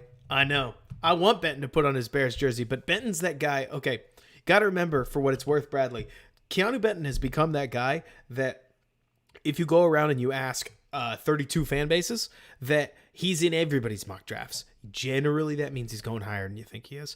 I thought coming out of the Senior Bowl, Benton made sense as a high second rounder. That's the grade that I have on him. I just thought the rest of the league was going to be lower on him because I thought they were all going to be dumb. I'm beginning to think that's not the case. Now, is Benton going to go higher than a guy like Keion White? Probably not, right? And the funny part about Keion White is that I think he's kind of done. I mean, somebody like Keion White, for instance, is the kind of guy that I look at and I think to myself, he's about done, like in terms of his growth chart, which is fine, as long as you know what you're getting. So I feel like he's more of a high to mid second rounder, though I tend to think that his size and weight profile is going to push him a little bit higher. There's a lot of draft discussion. We're off topic. Let's keep watching Bears offensive line. Keep watching Tevin. Keep watching. Oh, yes. See, this kind of stuff is fun. Like, check out 76 right here. We're going to pull. We're going to make contact. Bang. Is that Justin Fields running the ball? Oh, sweet. We got a lead option. I love this. Velus Jones. So we've got a fullback, or we've got a halfback coming out to lead block for Velus Jones on the sweep. And if Fields doesn't like the option, he's got GT Bash coming across the other way. And that is awesome. Like, from a designer run perspective, that is designer. Oh, yes. Like, I finally started to recognize some of these run concepts later in the year, but like you get a lot of speed and a lot of blockers out there. That is nice. Like, I am all about that. Here it is the other way. Gotta love Braxton Jones. Good stuff. Yeah, you bet, Case. Get some sleep. Contact. Turn the shoulders from Braxton. Jenkins comes in and levels the absolute boom. Look at this. Look at this. Bang from Tevin Jenkins. And then Fields lurches forward, hits the slide. And it's 2nd and 2. 2nd and 2 without any real hit, which we're all about. Come on, Jenkins. Show us a little more magic. I'll tell you what, Jenkins latches better than you think he does. The more Tevin I watch, when Tevin actually engages, just like this, right here, he's going to lose, like, the defender should theoretically be able to rip off right there. This is one major important piece of offensive line play that the more you watch the draft, the more you see it, where Tevin should have, thank you, Foster, that is so kind of you. Like, Tevin should have lost his block right there, and that defender should have made the play, but he failed to fully disengage from Jenkins because Jenkins stayed latched.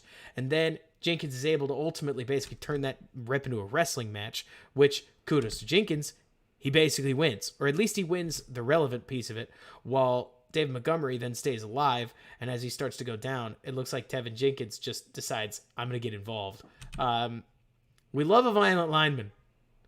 None of that Germain Ifedi stuff, right? Which, it's hilarious to me. Yeah, you could see it here, right? Where The defensive tackle long arms him, is going to try to get away from him, but then from right here, Tevin re-drives, re-engages, and wrestles. Truly, Jordan, I think the only argument left is, while polls may not like Tevin Jenkins, the only argument left to keep him off the field is injuries. But even then, you have to actually be injured for that to matter. I still think you want better depth. Who doesn't? Like, that's the thing. Competition, not a bad thing. But I do think Tevin Jenkins at left guard doesn't bother me at all. Like, if you ask me, 1-to-1, it's not about protection. It's about who do I think is the better left guard.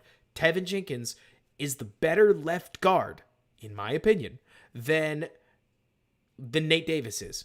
Nate Davis, I think, has a pretty heavy risk factor. Like a risk factor out of 10 of like 6 of basically melting, right? That's not to say that he will melt. It's more to say that that Nate Davis has played so much right guard that when you move him to left guard and ask his brain to put all that stuff on the right, on the left, I think that there is a higher risk factor given the habit than Tevin Jenkins, who apparently, given 1 week, can play quite a decent right guard, and then you kick him over to left guard, where he was just practicing a year ago, especially if you give him some deadgum heads up, like if the Bears have already told him, hey, you're going to go through all of OTAs, right? With like, you're going to go through all of OTAs as the left guard. I tend to think Tevin's going to come to camp because he's not entrenched in the right guard spot. We can act like, oh, come on, let Tevin just sink into one position. I don't disagree, but he hasn't been there for 2 years yet. He played 1 year of left tackle, 1 year of right guard. And yeah, I mean, you can move him now. It would be it would be another reset. I'm not about to pretend that makes it easy on Tevin Jenkins. What I am about to say is that it makes sense. Like, at least it's easier for him to kick over and try a third new position, I think, than it is for somebody like Nate Davis to completely shift positions after years settling into one spot. Let's see.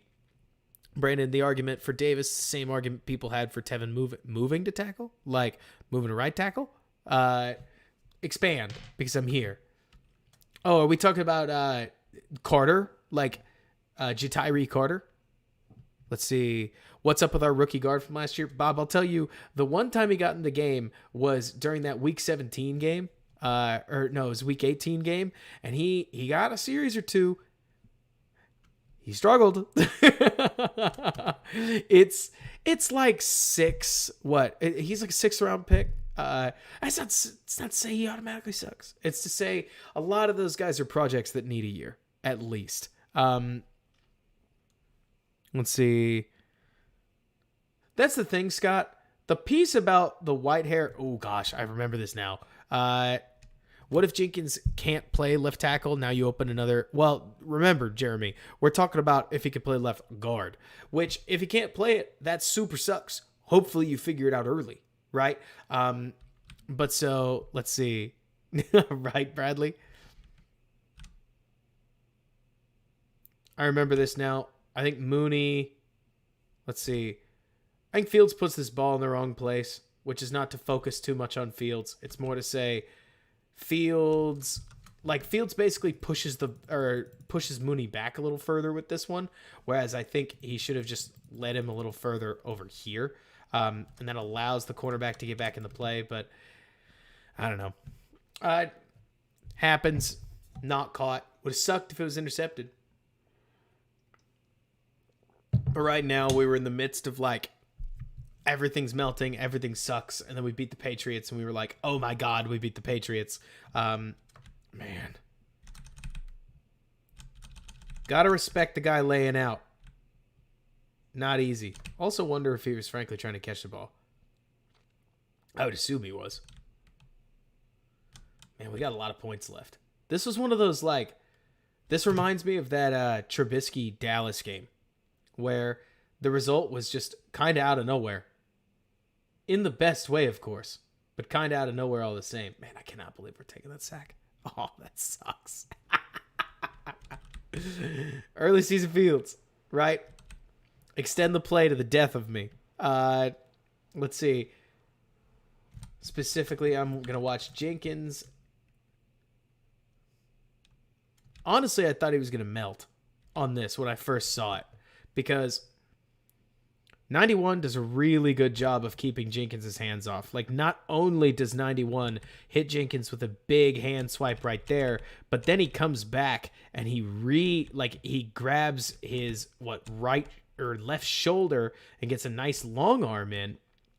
And then Fields sees it, moves a little bit, but Jenkins recovers and just sits it down. Now we got to throw the ball away.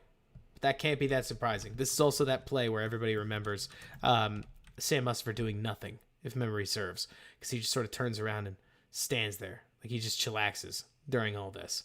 And then Judon hits him, and that sucks. Now, exactly, Chris. Everybody goes, what the F is Musty doing? Now let's watch Braxton. Braxton's just going to basically park his guy, and then his guy comes and creates pressure. Yeah, this is one of those where I feel like as a rookie, it's like, all right, hang on. Let's make sure we stay a little bit more engaged, because your quarterback is Justin Fields, and he may keep a play alive until the world burns out. 7 to 10. Yes, like the stream. Please support us. Pump those numbers. Share it with your friends. I want to see office buildings full of people interacting in the chat, talking about work. I want you to have water cooler conversations during the latest Robert Schmidt stream. Yeah, exactly, Bradley. Musty will always be a Bears legend. So we love the option run game. Let's see. Braxton's going to pin his guy. Jenkins is going to hand fight a little bit. We get Kmet as an arc blocker. Kmet's going to get out here. Kmet's going to rock his dude. And Fields gets some of the easiest yards he's going to ask for. Check this thing out, by the way. Look at how fast this early season Justin Fields kid is. Pull. Get upfield. Nobody touches him. Whew!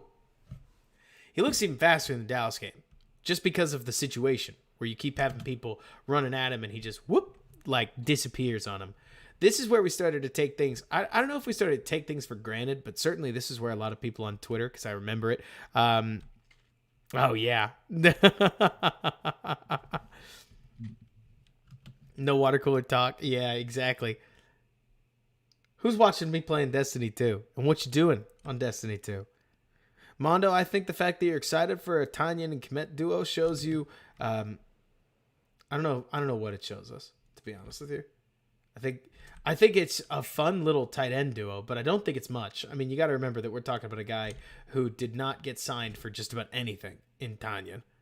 Let's see. Right? I love it, WFM.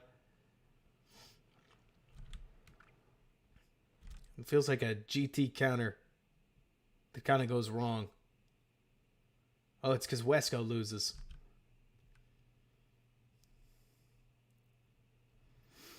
Bob, I love the enthusiasm with Leatherwood. Leatherwood had a strugglesome year last year. It could get better. Like, if he converts to guard and he sticks at guard, I think it could get better. But I don't have a reason to believe in it yet. Certainly, there's a lot of bodies on the offensive line, though. To your point, it's easy to forget Leatherwood's there, but he's getting paid too much to cut him. Like, and that's fine. You know what I'm saying? Like, it's not just, I don't know. The weird part about Leatherwood is it's never been about talent. He's got the talent. It's just been production and results. His feet looked horrible last year. Now, can they get better? Especially after mono? Very possible. So we'll just have to see.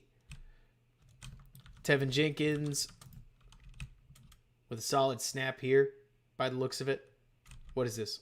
Split flow inside zone? Yeah, I think so.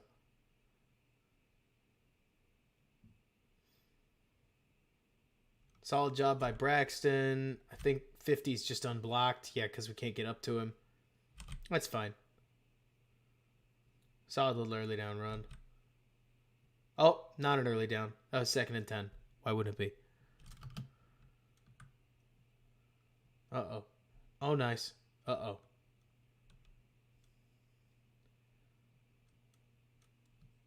Do we get bailed out by a penalty here? Or is this just a terrible interception? Is this one of those headshots?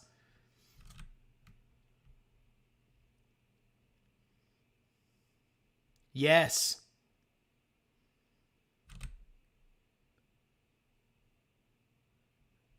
Oh my gosh. Yes. Not yes because I love it. But was this the second week in a row that Justin Fields threw an interception off somebody's face? Because I think it was. Bang. You laugh. You laugh because there's nothing you could do. Exactly, Bradley. I mean, look at this. It's a perfect spiral off somebody's face. It's hard to trick shot that. Scott, I'm not too worried about the blocking piece. I think a lot of modern run games don't have the blocking back that a lot of people envision them having. Does that make sense? Where, Scott, it feels to me as if a lot of players, or like a lot of the most dangerous running backs in the NFL, they'll check and release, which means basically that they're going to throw a cut block if something's wide open for it, or like if there's a clear free rusher, they'll cut them. So that's when they basically dive at the guy's knees, right? And if not, they're going to just option out and they're going to become a check down. Jahmyr Gibbs, for instance, you're not drafting him to block anybody. You're drafting him to cut block people, get out, catch passes, get up the field. Doesn't it put more pressure on the line? Always. It also puts a lot more pressure on the mobile quarterback. But the main thing you got to remember is that let's pretend that Khalil Herbert was a top 10 running back blocker. How good is he really? Not that good. Like, a good way to put it, Scott, is that when you've got 5 offensive linemen that are all struggling, like the Bears kind of had, the running back can hop up right here, but he does not have ESP. So he only gets to help one guy, and he's got to commit to it soon. Does that make sense? Where you'll see, like, let's say it's Herbert, he'll take the fake handoff, he'll set up here for a block, and if 50 drops back into coverage, and 23 drops back into coverage, and Sam and Tevin have both taken on, no, that's terrible. Let's see. If we're looking at, is this a bear front? Yeah, and then everybody's in a one-on-one, and then Cole Kmet goes out here or something like that, right? Then the running back still has to just sort of pick a guy. Like, maybe he's going out here to try to help against Bentley. Probably he's going to go out to this left side to try to help against Judon. But the best running back blocker still doesn't fix what's going on the interior. You got to have better linemen. Like, that's a big thing that I look at. What you going to do for me, Tevin? Tevin's going to pull. Going to get a little bit of G lead action. Good job, Tevin. Is this the greatest G lead block you'll ever see? Who cares? It's enough. Like, Tevin has to open the hole. He's going to make contact. He's going to open it. You could tell it's open because Michael Schofield jumps through the hole. So does Herbert. And you got a successful play. We can make it all about heroic blocks. Absolute crackers, right? But on 3rd and 1 right there, the Bears get a perfectly successful running play because Tevin Jenkins lays the boom. If his neck's okay, I mean, this guy can play. There's reasons that he was drafted where he was. I mean, he's talented. He's a talented kid. If the coaching staff doesn't like him, there's a separate issue of some kind. But of course, Scott, see you in the morning. But that separate issue doesn't have to dominate the fact that Tevin Jenkins is a very good football player and that your team is better off having him. Let's see. Look at this. What a bizarre launch angle here.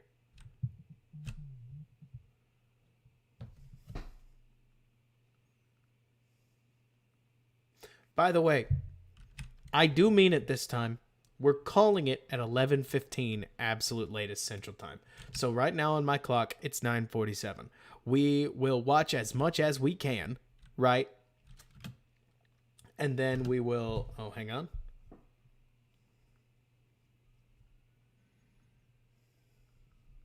Wife texted me.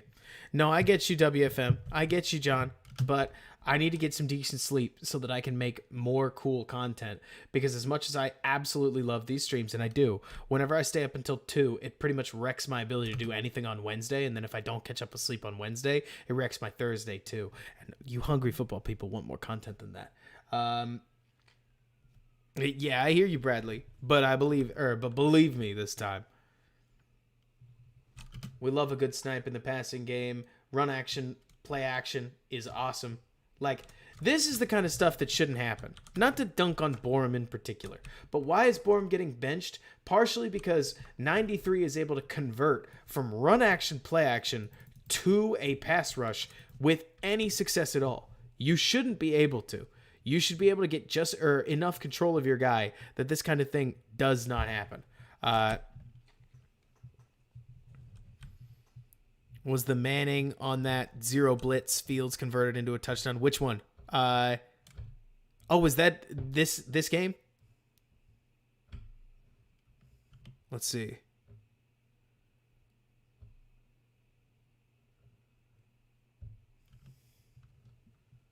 Here's Tevin out in space.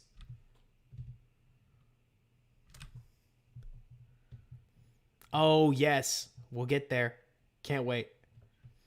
The amount of tight end screens are always kind of funny to me.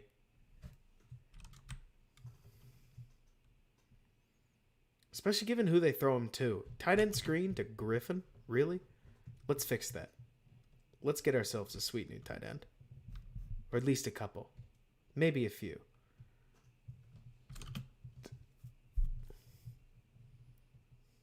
Ooh, Fields one-on-one with Judon. Judon loses. That is just silly stuff, man.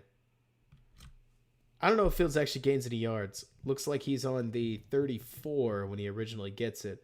But could we throw the ball to Mooney? Maybe. But he's just going to beat him in a foot race and take a sack. He loses a yard. Athletic, though.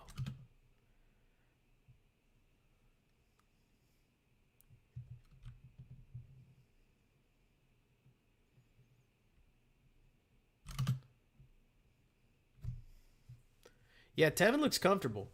Really comfortable. Makes you wonder what on earth is going on inside these meeting rooms. I think this is one of their quarterback power runs. Yeah, you could just tell. This is one of the first times they called it, and it was sweet. But I'll tell you, the Bears need to actually use empty more. First of all, I love empty.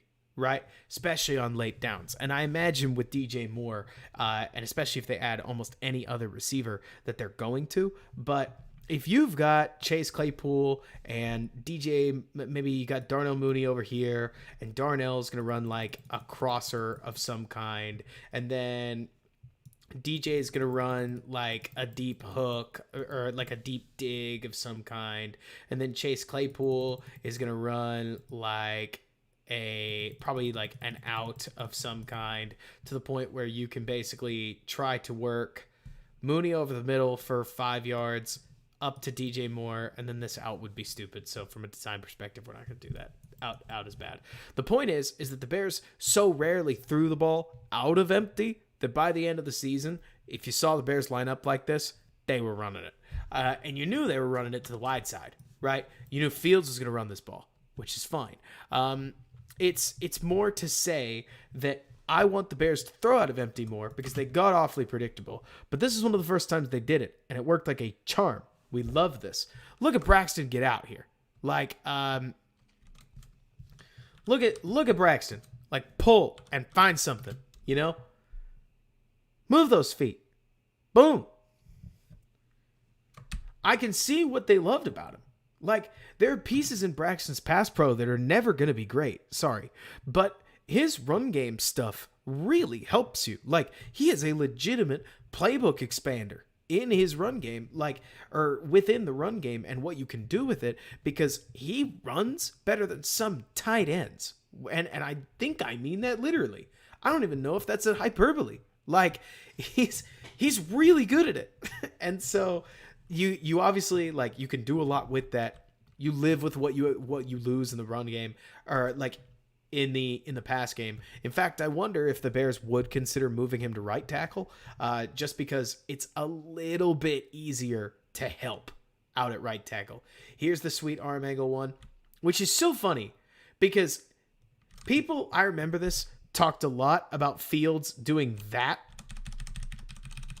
And I mean, some of the stuff that Fields does in the next game against Dallas is just flat out silly from an arm angle perspective. Like, this is a really good job getting the ball to the flat, 100%. Also, by the way, here's Braxton going out again. So, a lot of times, John, people say that it's easier to help the right tackle than the left tackle because people are right-handed. I mean, it's silly because it sounds fake, right?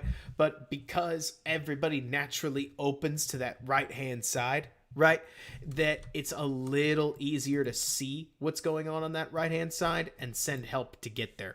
This is what people have told me. I would imagine that they're the same, right? But like anything else, this is the blind side more so than this is, which is not. I'm going to draw a little light shining over here because apparently people can see it easier. Beats me. But an O-line coach was telling me that at right tackle, you think you can help. You can help the guy a little bit more than you can help your left tackle, which again, I thought sounded silly. But that was what they said, and now I'm just going to be watching for it. But a lot of running backs will leak out to that right-hand side. It's not that they can't leak out to the left. It's that I do notice a lot of them will leak out to that right-hand side. So your guess is as good as mine. I've just heard it said, and now I'm watching for it. So I'll see if it's I'll see if it's anything as I watch more football this year, next year, and beyond. But for now, I'll run with it, sure. Maybe there's an aspect, too, of peripherally, it's easier to see what's going on the right tackle. So if you're going to take an L, you'd almost rather your blindside protector be as stout as possible so that you don't have to just feel it. But I don't know. If you drafted Darnell Wright, you're probably going to play him at right tackle. If you drafted Paris or Braxton or Broderick, you're probably going to move Braxton and not have an issue with it. That would be my guess. Here's Fields on one of these sweet option runs. No problem.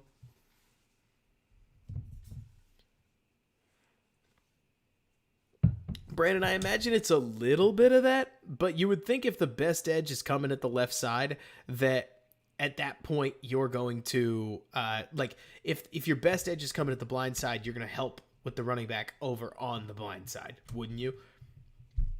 It might be because the quarterback struggles to get to checkdowns on the left side. That could be part of it. That maybe the running back is trying to sit in the middle of the field of the right-hand side so that the quarterback sees him and gets the ball out. I don't know. But look at Tevin Jenkins get out and engage with the linebacker. Honestly, Tevin's put on a show in this game.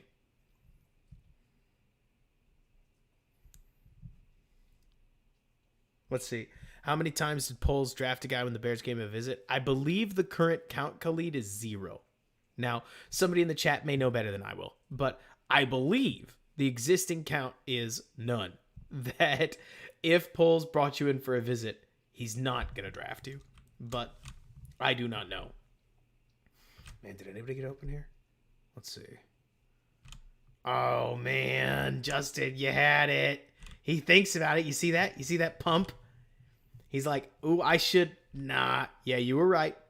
Got to throw it. Now, is this linebacker sitting underneath? Yes. Would he have picked this off? Hard to say. Maybe. But if we throw with capital A anticipation now, and we just whip this ball right here, the linebacker could very well dive for it and not get there. Might be the kind of thing you look at on film and you say, okay, next time I'll do that. But you're also hoping that Matthew Judon isn't in your kitchen immediately, which it looks like he will be. He's going to go from wide 9 to sillying Borum, and Justin Fields is down. R.I.P. Pop. Does Jiggins get hit in the face? Looks like it. What makes hands to the face? Like, what do you have to do? Is it sustained contact to the head? Is it supposed to be any contact to the head? Because that's just a slap in the face. And then Tevin recovers anyways. And then Braxton. Those are pretty much the exact reps that Braxton's looking for consistently. Come out of your pass set, stay tight enough, initiate contact, win first contact, just like right there, you know? And then lose real slow.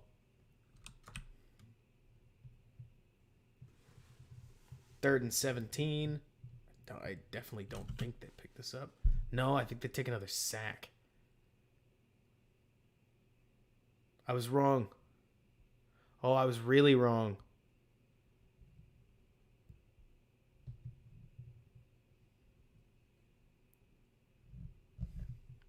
Let's see. Oh, Bob, hands to the face is specific to offensive players? I never would have guessed. What's Tevin doing on this play? Judon, spin. Fields buckles. Oh no, how did 95 get loose?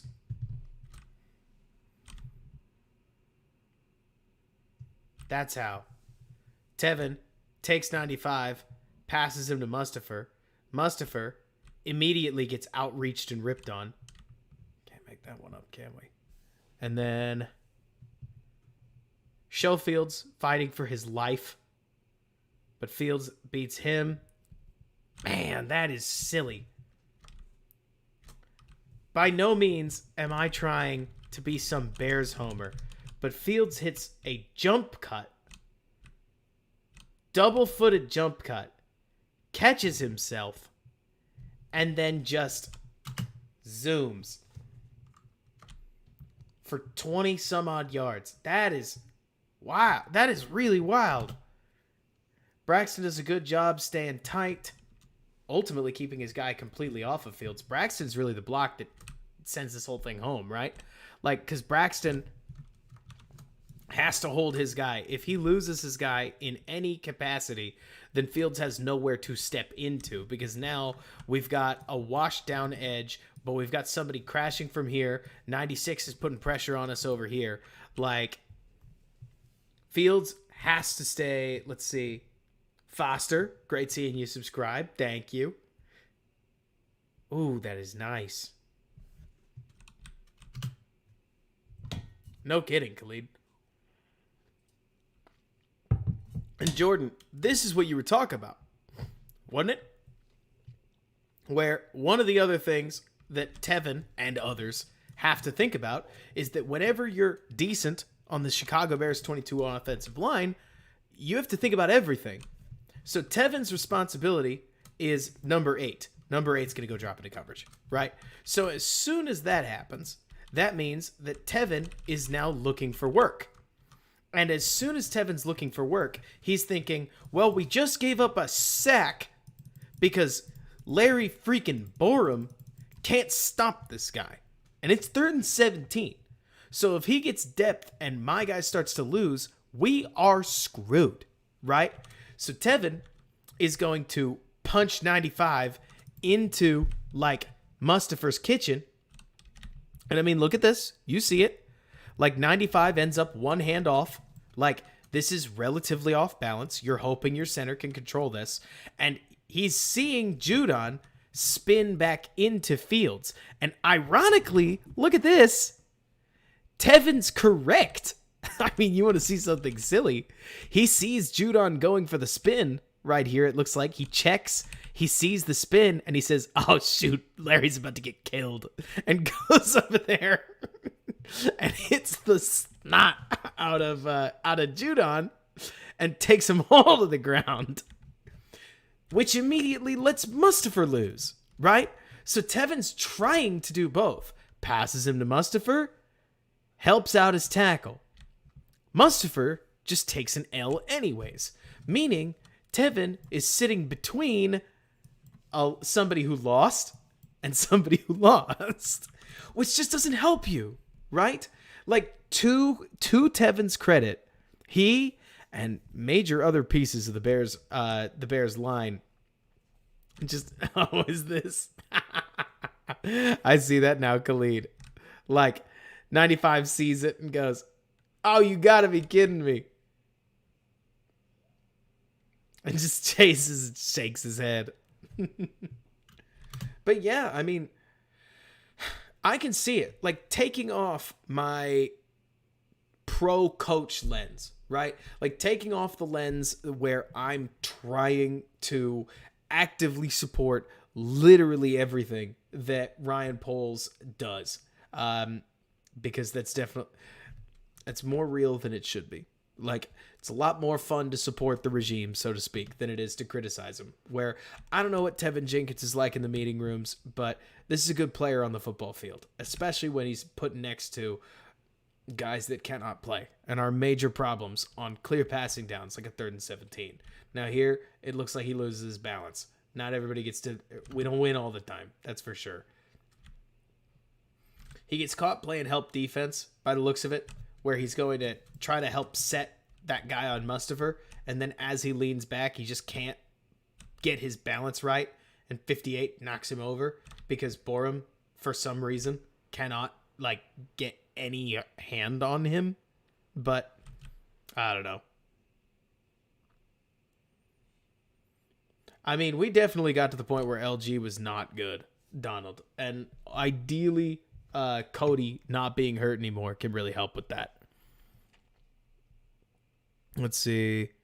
Well, I mean, yeah, that's the thing, Joe. Like, by the time they got there, they definitely scored a bunch. The problem that the Bears ended up with is that their scoring came in a couple of bunches. Are we finally going to throw the ball? Of course we're not. Now, Fields makes it work. We get a bunch of yards back playing for a field goal. But, yeah, exactly, Sebastian. It looked like he didn't kick well off that last one. But that's next to no surprise. It's going to happen sometimes.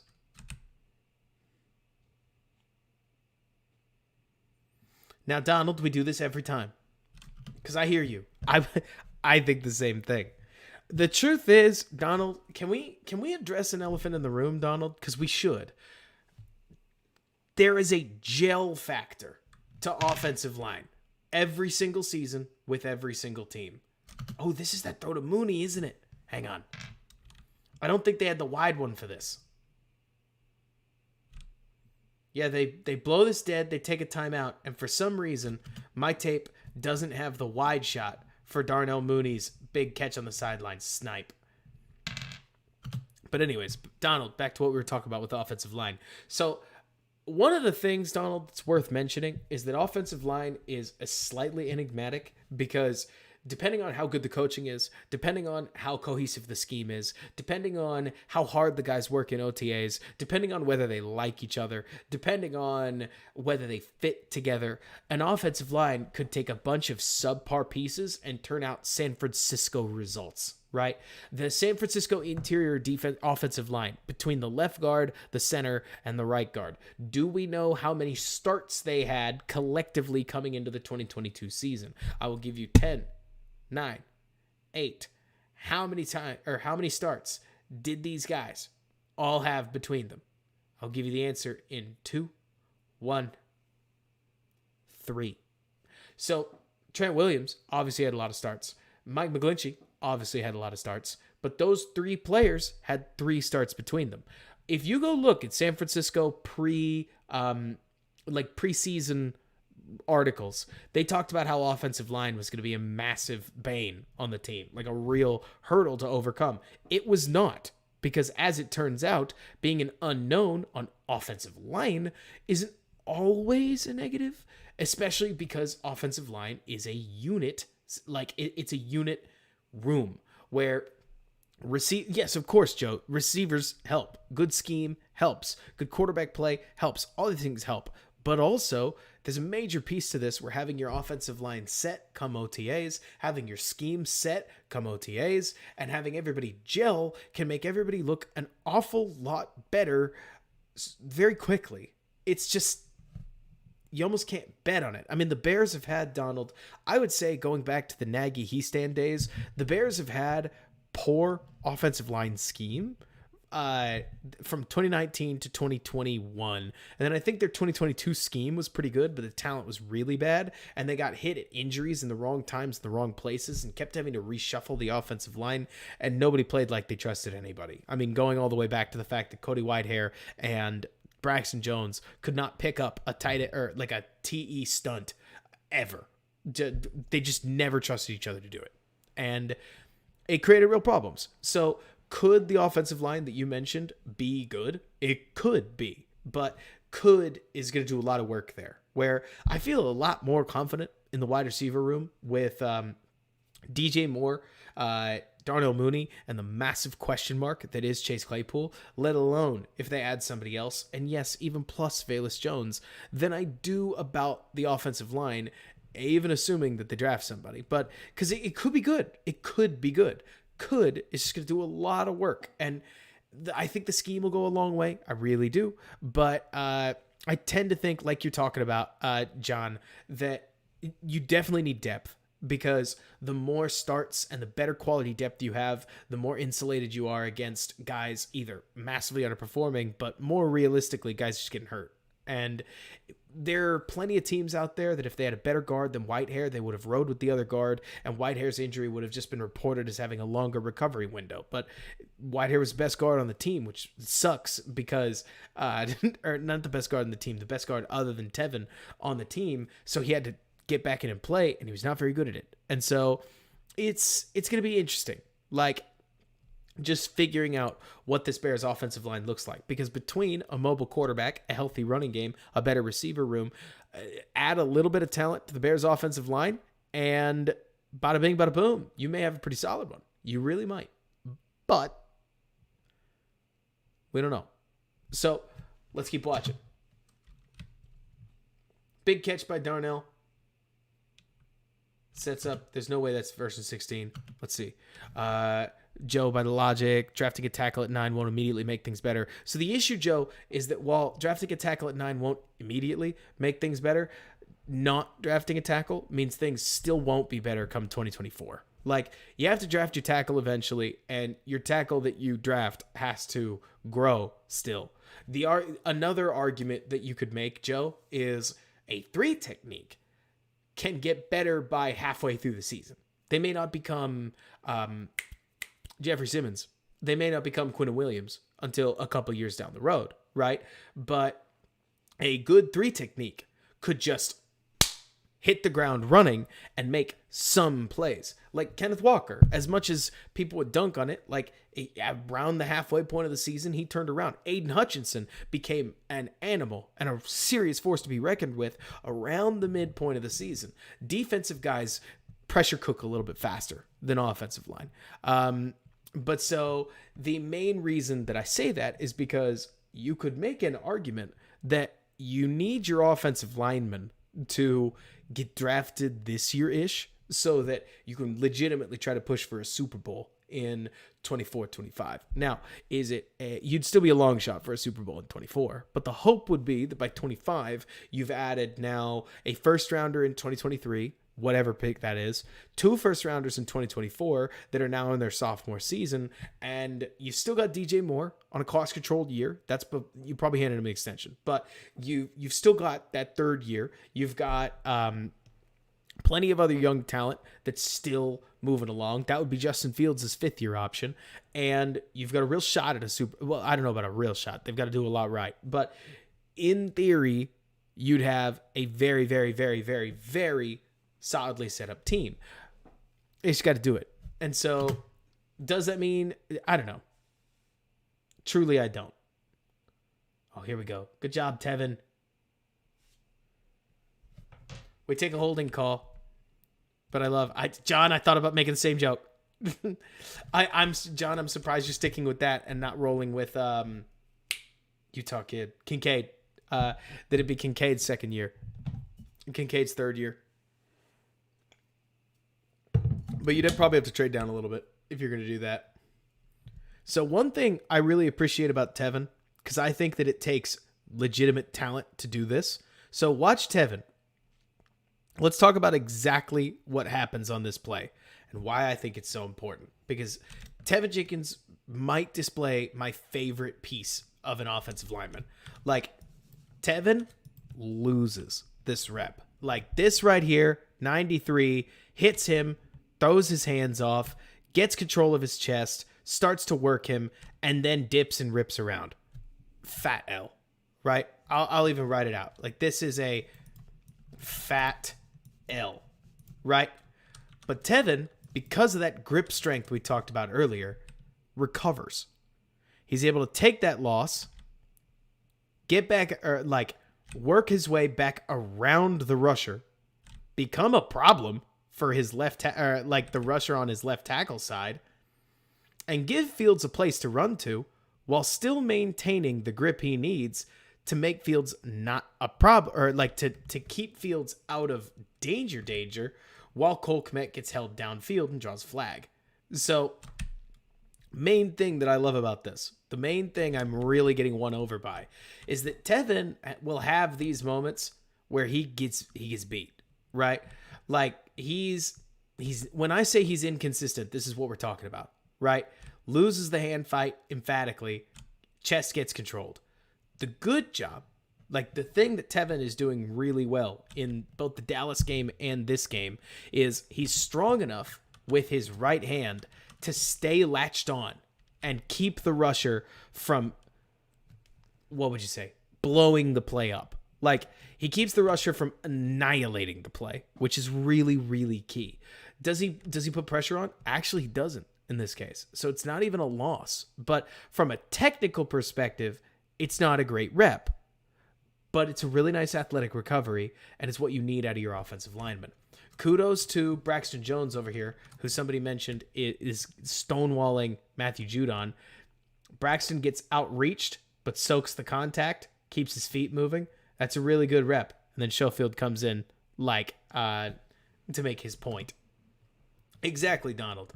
When you get smoked, your feet stop, you work around, and you hit them, and when you get smoked, your feet stop, the guy works around you and hits the quarterback, you're in deep water.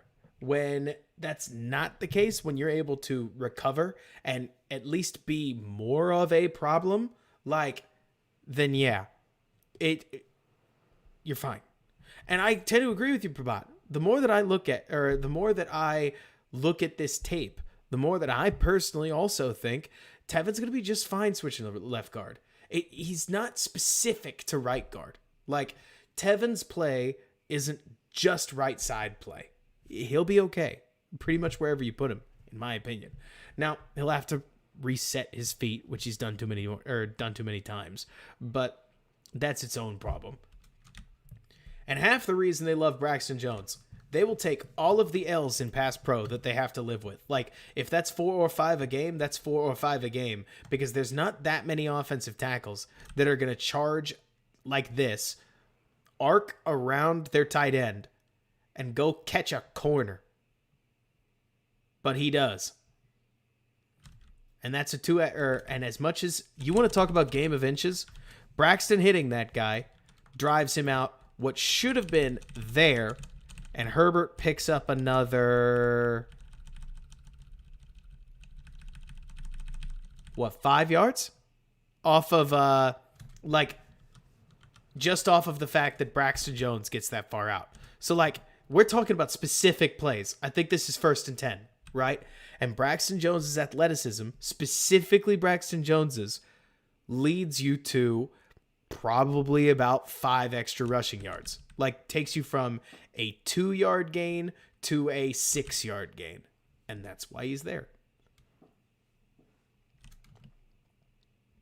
Maybe, Brandon. I think that there's a piece to that, but I also think that there's a piece to the fact that Tevin is slightly uncomfortable. Bob, which hit?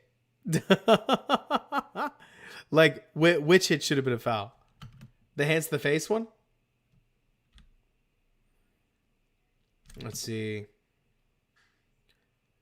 The biggest issue, that's what I thought, Bob. I looked at it and I was like, that has to be hands to the face. based on my opinion, somebody was talking about quick game earlier. Biggest issue that the Bears had with quick game is that Justin Fields just does not jive with it. Fields wants to plant his feet and throw strikes like he's playing baseball.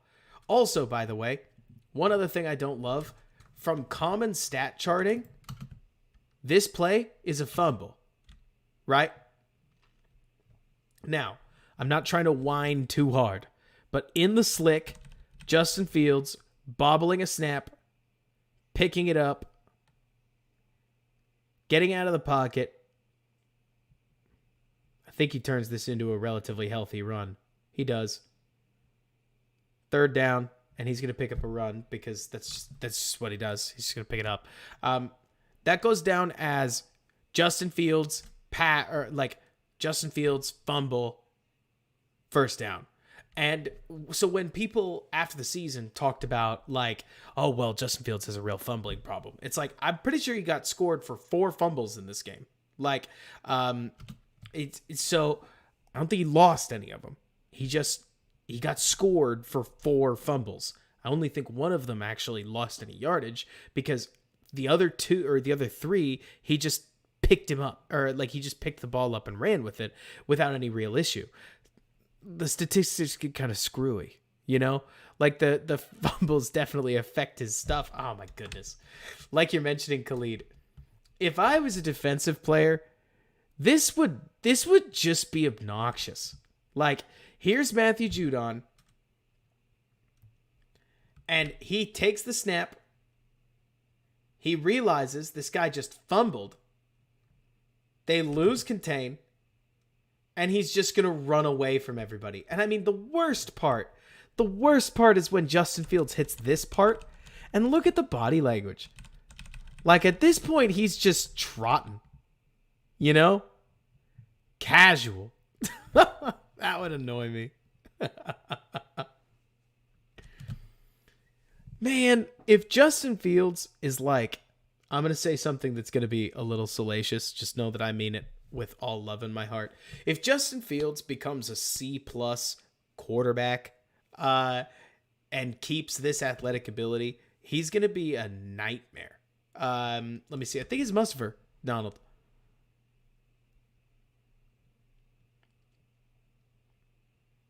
It is Mustipher. But to be fair, the snap did not look bad. Fields had a couple... Look, Donald, we've talked about this before, but I'll rehash it. You will never not... I will never not be convinced that Justin Fields hates the wet. Like, Justin Fields has relatively small hands. He played baseball, which is like... I don't know what material you'd call it, but it's at least a little bit easier to grip than a leather football when it's wet. And Fields played in like 6 wet games, and he couldn't throw in pretty much any of them without the laces. Like, I am convinced that there's just too much evidence that Fields, he tried the gloves, he hated the gloves, this game, I believe he played with what is it, like standard hands, you know? Standard hands. He played without gloves, and he still dropped the ball a bunch. Like, Fields does not like wet conditions. So that's something we'll just have to work on it. Yeah, exactly. Right, Pravat? Man, I'll tell you what. The Bears kept getting yards on this play. If Velus can just be all right, he's going to score. Like, that's Pettis, right? I think that's Pettis that takes this, the sneak handoff that they do all the time. And then solid block by ESB, who's just going to go pick off the guy who's coming for him. But, like, if Dante Pettis can go one-on-one in that setting and still leg out, like, 20-some-odd yards, gosh, Velus, please pick the playbook up. I assume that's the problem, right? Like, Velus, please pick the playbook up. Please just know what you're doing. Because if we can hit a point where we get V12 taking that gadget thing, he's going to make some plays that are going to blow people's minds. Like, he's so fast. Catch you later, Chris. I'll tell you what. I don't mean to be the guy who spent 40 some odd hours making a Velus Jones like breakdown that I still believe in. but Velus has all the makings of that old school gadget guy that is going to he's going to take like 30% of your snaps. He's going to get the ball on some designed weird carries and the occasional pass. And then he's going to have this outstanding, like, explosive play rate. Because when he touched the ball, like, he's so much faster than all kinds of, or like all sorts of NFL players. I mean, the more I keep seeing Velus in the game, the more I keep seeing him just massively outrun people. Love you, Khalil. Let's see what Braxton and Jenkins do here. Looks like it's just inside zone. I'm actually curious as to what Herbert's looking at, because that hole seems fine. Right there. But he's going to get to the edge anyways.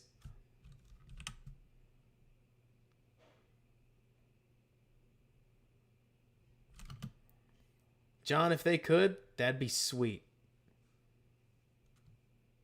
Oh, I loved this play. Oh, yeah, Ryan.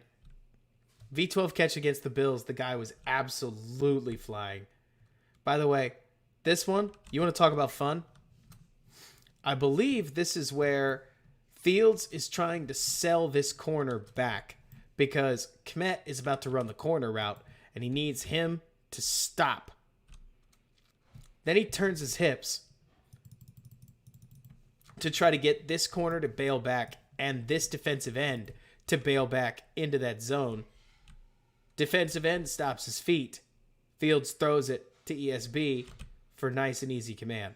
I mean, when the team hadn't been figured out yet, Fields looked plenty good in a bunch of this schemed up stuff.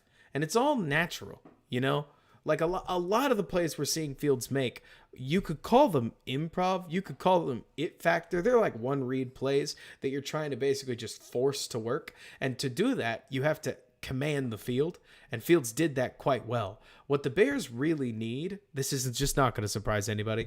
What the Bears need is more consistency on their offensive line so that they can run a lot of what they want to. But most importantly, they need to like diversify their passing game, because in a lot of these games, they just didn't have passing concepts on, say, first or second down that they could go to that they thought wouldn't waste the down. Partially because of the offensive line, I imagine, and partially because of the, partially because the offensive line, I don't think they trusted him to block. Partially because of the wide receivers, because if Darnell Mooney wasn't getting open, then what were you calling a play for? Like, you called it for Darnell to get open because probably didn't think Pettis or ESB were going to do it. At least that's my opinion. With a guy like DJ Moore, with Velus in his second season, gosh, we hope, with Claypool given a full off season, because I keep forgetting about Claypool being on the team, which is for the best. But let me see, what is that? Is that Borum out in space? Look at you run, Borum. And then what does Jenkins do? Oh, Jenkins is just going to get out and give the linebacker a good hearty push. Honestly, Jenkins takes off like a rocket. Look at this. Just starts ripping. Bang. Yeah, exactly, Greg, right?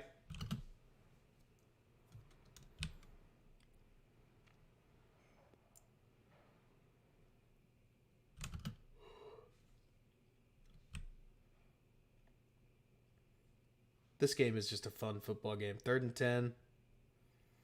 Something tells me the Fields is going to pick this up. No. Bummer.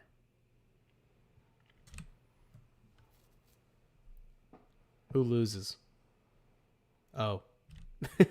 It's Borum. Gosh, see, it's so sad. Because, like, honestly, Braxton's doing a pretty good job. Dude's a rookie. Like, win first contact, controlled loss. That's exactly what he gets, right? And because he takes a controlled loss, look at this. Braxton's even shading outside, knowing that he's going to get a veteran guard to help him out. The Patriots love to send 3. Schofield's going to step over. He's going to say, let me help you out there, rookie. And in theory, I know you're probably not going to get it out of a rookie, but say that's Darnell Wright, right? In theory, that leaves Fields with an extremely solid pocket to just sit in for as long as he wants to. At that point, theoretically, Fields could work back to Cole Kmet, who maybe Kmet runs so hard that he gets wide open and Fields dots him for a touchdown. I doubt it. But maybe Fields just rolls out this way and suddenly he's got all kinds of space to work with to run a scramble drill. A lot of the problems that the Bears had is because they take such quick L's that if Fields, who's trying to run the passing play, like maybe I'm reading the tea leaves wrong, but you guys have probably listened to at least one or two Justin Fields pressers, right? So then you've probably heard him talk about his net passing yards, like the Browns game. You've probably heard him talk about playing like trash against the Texans. Justin Fields does not strike me as the kind of player, based on his Ohio State tape, that thinks that running the football as a quarterback is like the best option ever. I am aware that we're talking about the same guy who holds the single game rushing record for quarterbacks, but I just don't buy that Fields doesn't want to throw the ball. So when Borom loses this quickly, Fields has to throw the ball. There is no other choice because he still wants to throw the touchdown to Mooney. Like, in fact, if there's anything that I would probably guesstimate that Fields wants to do more than anything, it's throw some dadgum touchdown passes and prove to all the haters that he's a quarterback. That stuff matters, you know? Like, I know we would act like it doesn't, but it matters to a lot of these players that the narrative is a certain, like, that the narrative suits what they see the truth as. It's why Lamar Jackson is so upset right now. And so I tend to look at all this and think Fields wants to prove he's a quarterback. I mean, for better or for worse in some cases. And I look at the offensive line and I'm seeing pieces. I mean, I don't know if this is the Jenkins the Bears are going to get next season, but if this is like the mid-season Braxton Jones, then the late-season Braxton Jones, frankly, looked just as solid. Is he the best left tackle or right tackle that you're going to find? No, but you can find a lot worse.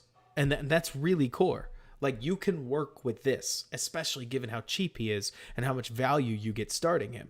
You got to add some beef to the offensive line, I think. But at the same time, if you get, if Leatherwood steps up, if Ja'Tyre Carter outperforms his expectations, if Lucas Patrick comes back and can play decent football, because at this point, I think Patrick is already hurt. He got hurt early in this one, if memory serves. And then if Cody Whitehair returns to form, and then you add a first-round tackle on top of that, you got too many bodies that... You have, in my opinion, you have too many bodies that have some degree of talent. See, that's just so frustrating. Like, I think this is one, oh man, this is like Fields' play of the year, just about. Look at how excited Kmet is. This is like oh no, Kmet's not excited. He's signaling, oh my gosh, line up and go. Let's see. Leo, for who? Which mechanics don't look good? Like Braxton?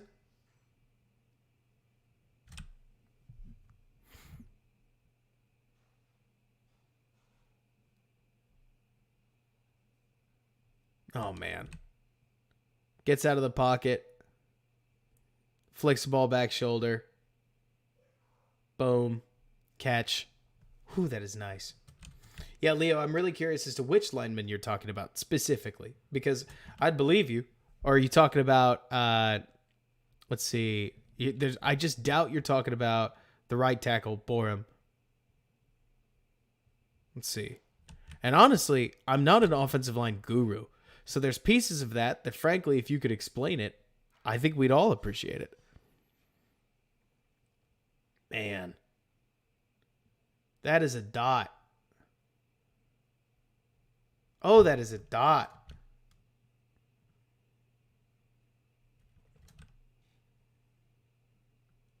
Oh, yeah. Now I get what you're talking about. You're talking about Fields' mechanics. Okay, I'm a lot better at quarterback mechanics, not as an expert, but because who isn't, right? It felt to me like that was one of those, like, So one of the things that I remember Fields started doing in the middle of the year is he started trying to throw out of pressure instead of just taking sacks. And that felt to me, as much as anything else, like I'm just going to throw this ball out of bounds. I'm not about to pretend that Fields can literally put balls on a dime because he's so accurate or something like that. Like, keep dreaming. I get it. I'm here for it, but I don't buy it. But that felt to me as much of a throw out of a sack as anything else, Leo. So I agree with you that he's trying to throw the touchdown pass, but he's also just trying to throw the ball. And I don't know. I go back and forth because I like the attitude. I like what he's attempting to do, but I also completely understand the mindset of I cannot take a sack here. I cannot take a sack here. I cannot take a sack here. That's the mindset we would hope he has, frankly. Here's Tevin Jenkins taking control of his man. We love it. Schofield loses to the inside, it looks like. His man wrenches him in. He drives him a little further. Montgomery negotiates the contact. I kind of wish Montgomery just pressed the hole and took a hit. He doesn't do that. Instead, he slips and falls. 14-23.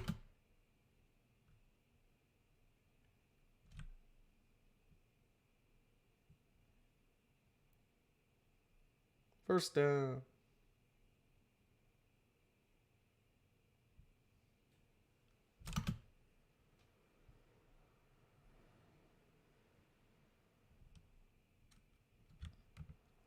Man, I remember this one. If you can get more players coming out of the backfield instead of always having to block because the line is awful, Fields will get more yards. Yeah, I tend to agree. Let's see. Robert, you talked about great centers. How important do you think it is that we get one in the draft? That's a good question. I mean, the hardest part for me, Russ, is that I'm not 100% certain that the league knows how to scout a center. I think they have a decent idea, or at least they want to have a decent idea. Man, what a bummer. Hopefully Fields connects on a few more of these just because every time he does, Twitter explodes. And we love it when Twitter explodes. But Russ, I think it's important that the Bears get a good center. I think centers really matter to the offensive line. I also think that drafting one, especially in like the second or third round, is harder than meets the eye. And especially later round centers. Look, Doug Kramer may not necessarily be the answer. But like fourth or fifth round centers have a better hit rate than you'd realize. I think in theory, it's a great idea to get an all-pro offensive line across the board. But speaking practically, that's tough to do. So if you're going to take somebody like Whitehair and try to build a veteran center out of Whitehair, I'm here about it.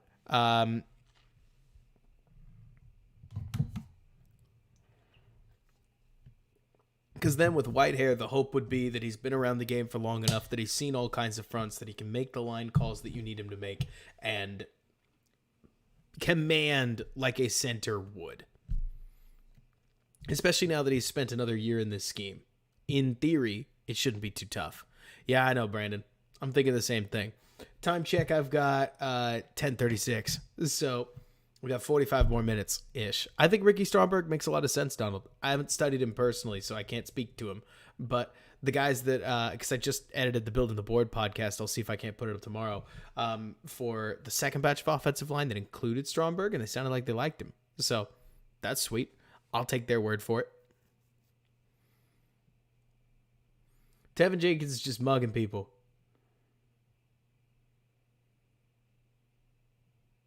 And by the way, Leo, that's really interesting.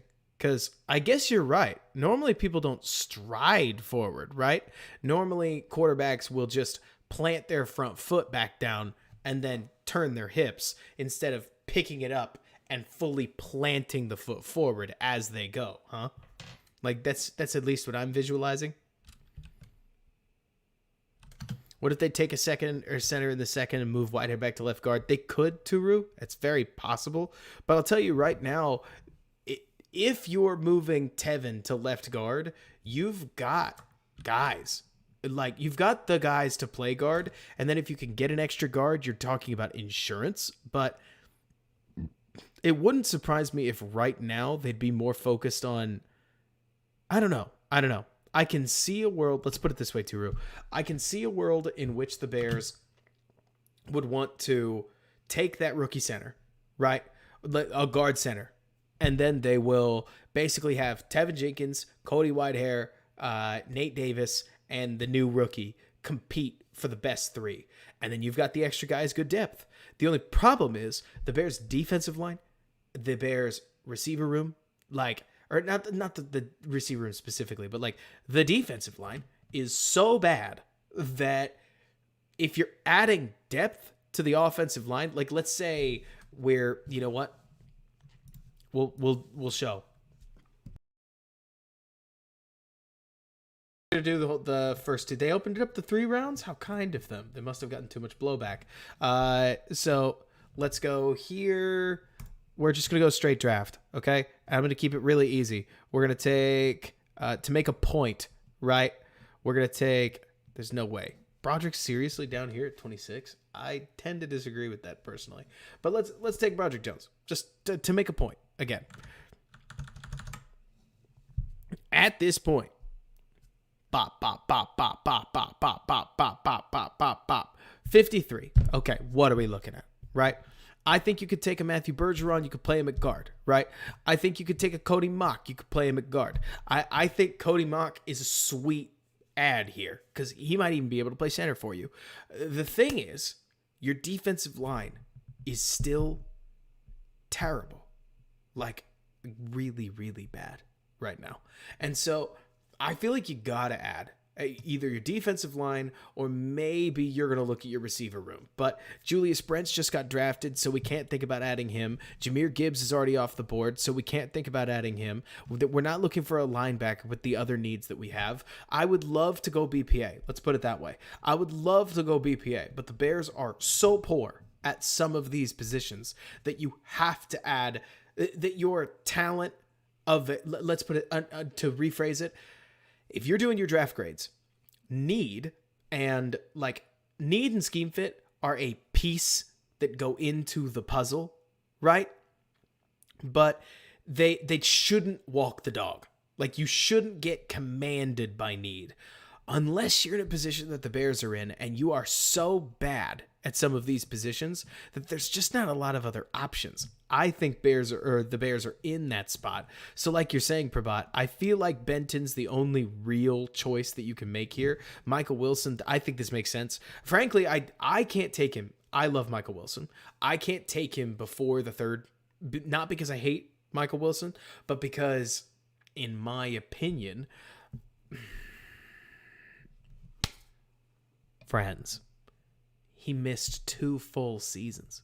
Like, he missed 2 full seasons of football. Like, not full. He missed a full season in 21 and then a half season in 22.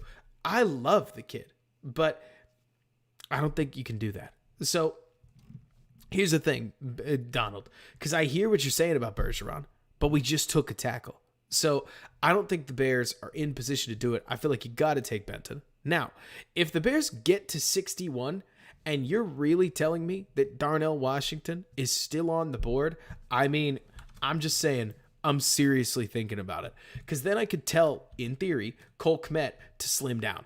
I could tell him, hey, let's drop a little bit of weight and let's see what we can do. Because while I hear you guys on a guy like Isaiah Foskey, because I'm with it, you got to remember, you don't know, right?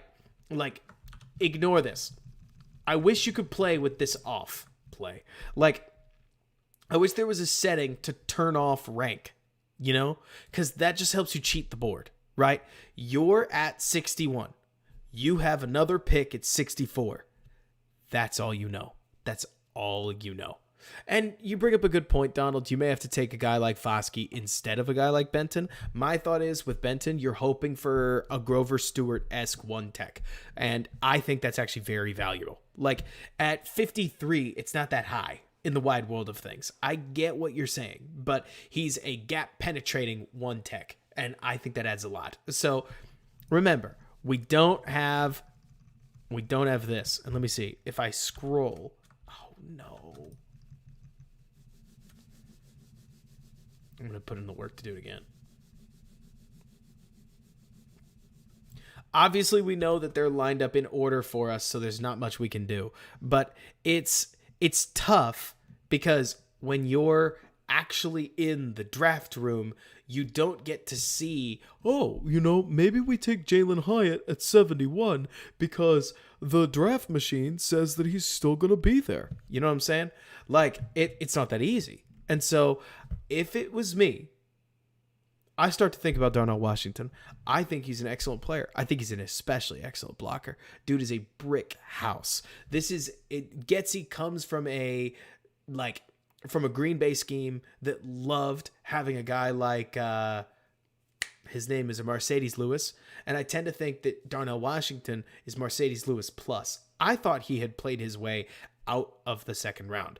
But if draft simulators are going to start to settle him around that low second, high third area, I think he's super fun. I mean, if you're just adding him as a blocker, yeah, I love Payne Durham. Goodbye, Payne. Like, if you told me that I could add basically a sixth offensive lineman, because he's about that good, if not better, than some offensive linemen, that can also post guys up in the red zone and had a crazy high athletic ceiling with one of these players, like, oh my gosh. I think that adds so much value to a team that wants to lean on the run game like they do. And hopefully you ask Kmet to drop some weight. And I tend to agree with you, J2K, that there's a worry that Washington wouldn't get open, but I think you forget how much damage a guy like him can do as an arc blocker, right? As just a strong side wide tight end on wide zone, on anything that lets him get into space. Because I hear you that he may not get conventionally open in the NFL, but I don't know if he has to. As long as he blocks like a crazy person, then you can run an awful lot of 12 and do an awful lot of damage with a guy like him. I tend to agree with you that I think Fields is going to be best in 11. Most guys are. But if it's going to incentivize the Bears to run play action the way that I want them to out of 12, I'll live with it. At least I'll think about it. In this case, with the board the way that it is, I'm probably going to go with Isaiah Foskey. I like Foskey. The Bears need some serious defensive end help. And so adding now Benton and then Foskey, we've gone from bad on the defensive line to young on the defensive line. I think it gets interesting when you think about a guy like Chandler Zavala. I'm certainly considering, I don't know, I wouldn't have considered Michael Wilson here. I have to stick to my own board, right? Again, this is why I hate this, is because it sits there and it goes, Robert, which of these options do you think are the best? And I'm like, well, first of all, I'm glad Kelee Ringo fell. That's much more normal to where I would personally have him. Jalen Hyatt surprises me a little bit, but then again, it doesn't surprise me that much. Just seeing the way Renner changes his board, A.T. Perry's about right where he should be. I think Cedric Tillman is still going to come up a little bit. While I agree with you on a guy like Carl Brooks that like he's a good player, I also think you're not going to throw that much at defensive back or like at defensive end. So this is where you start to think about the fact that you could add a guy like JMS. I mean, if you can really get him at the top of the third, you're thinking about it, you know, because now you'd theoretically be able to cut Whitehair and continue to play as you would. Charbonnet is another guy I'm thinking about, Donald, but there's just too many positions of need that I can address at this point. Antonio Johnson's a really interesting player, by the way. I'm obsessed with Charbonnet, Donald. The problem is that if the Bears don't trade back, then I just don't know if they have the number of picks to spend one on a running back with what they have. Let me see where's Kobe Turner? The D lineman. I haven't heard about, or like I know of him. God, this annoys me. This annoys me so bad. Not that Wanya Morris came up, but the fact that Wanya Morris was as low as he was for so long. What was up with that? Had Mike Renner just not watched him? You get what I'm saying? This stuff frustrates me where you hear about risers in the NFL draft and it's like, don't know why he rose. Like, he was always a mid-third round tackle. Like, never not, you know? And so that stuff drives me a little crazy sometimes, if I could be honest with you guys. Darius Rush should probably, he's going to go in the third, I think. Like, it's just not quite good enough to take it the second, not quite bad enough to let go till the third. I think Sidney Brown would be a really good pick wherever they get him. Has Magai been drafted yet? Just because I'm cheering for him. I like seeing the way that the board moves. It's fun. It's nice seeing Michael Mayer falling a little bit, not because I hate Mayer, but because I think him and Addison were guys that I was like, why are they being slated as high as they are? Guys like Ringo, other guys, they've got some fatal flaws. Like, Ringo's doesn't have fatal flaws, but he's got major issues when guys, okay, so envision a cover 3 drop back, right? Where we're dropping into cover 3 zone. Whenever anybody breaks his hips, he's got serious issues. And that happens a lot in the NFL. Let's see. I tend to agree with you, Donald. Like, it's funny watching the way that all this stuff moves. Rashee Rice is probably in a good spot right now. Let's see. I think J2K that Hyatt's going to go mid-second at this point. I don't know. The more Hyatt film that I watch, the more I'm like, he's a really sweet one-trick pony. He's still a one-trick pony. I think Tillman's going to be the interesting one. Because I've seen Tillman get given fits by really, really good corners. I've also seen Tillman win his fair share of reps. I mean, J2K, I think Rice is like a power slot. I don't actually like Rashee Rice that much. Not to dunk on the kid, but just when I watched him at the Senior Bowl, I was amazed at how he didn't stand out. And then let me see. I want to see safety. This is criminal. Jyrie Brown is... I don't think it's Jyrie. I can't remember. He's really good. He's really, really, really good. If the Bears actually could get him with a 4th round pick, I mean, he is an outstanding cover safety. He's got Ajax-like instincts, in my opinion. I think it's great that Jordan Battle's up here. I think Jordan Battle is a huge scheme fit problem, if I can be honest with you guys. Like, I love safety. I like to think you guys know I love safety. I love a match quarters safety. But when a match quarters safety like Jordan Battle moves as little as he moves, it gives me major worries for what's going to happen when the NFL takes him and plays him in standard cover 2 and standard cover 3. I mean, that's the problem, right, with safety, is that college safety is a ton of very specific subset roles in some of the most modern defenses possible, right? And then you get to the pros, and a lot of defenses run some basic stuff. Like, does that make sense? Because you got to remember, NFL defenses, some of them are running the complex, fun college stuff. A lot of them are running whatever basic thing they can run to get their guys playing fast. Because if you run a complicated defense, then your guy has to think. If he thinks, he plays slow. If he plays slow, you get scored on. Because in the NFL, you have to play fast or you're not catching Tyreek Hill. You have to play fast or Travis Kelce's just going to run on you. And so... yeah, Donald, I mean, the name piece is awesome. I think I love coverage safeties too much to like J.L. Skinner. I think J.L. Skinner is your old school thumper. I think there's also this weird breed of safety out there right now that actually just like sits and watches, like, or there's this weird breed of safety that just like plays in the nickel spot and plays like a nitro linebacker, as the Packers used to call it. And I am not a huge fan. I think it's the deep coverage dynamos that run the league. And when Jyrie Brown gets taken way higher up the board, I'm just not going to be surprised. J2K, better watch your mouth, I say politely, because I think everybody out here keeps seeing some Kevin White 2.0 with Quentin Johnston. And I'll tell you guys, I see a guy who was asked to be a Z receiver and a slot receiver. And he was still successful despite being almost 6'4". Jeff Lee, great to see you. Thanks so much for jumping on. Like, I personally feel like Quentin Johnston has a huge ceiling. Like, I would be so tempted Like, honestly, if the Bears weren't drafting at 9, if they traded at like 18 and drafted Quentin Johnston, the only reason I would be medium frustrated with it is because they just drafted a guy who just loves playing on the outside, and they don't really need two of them. Like, not really, in my opinion. But I like Quentin.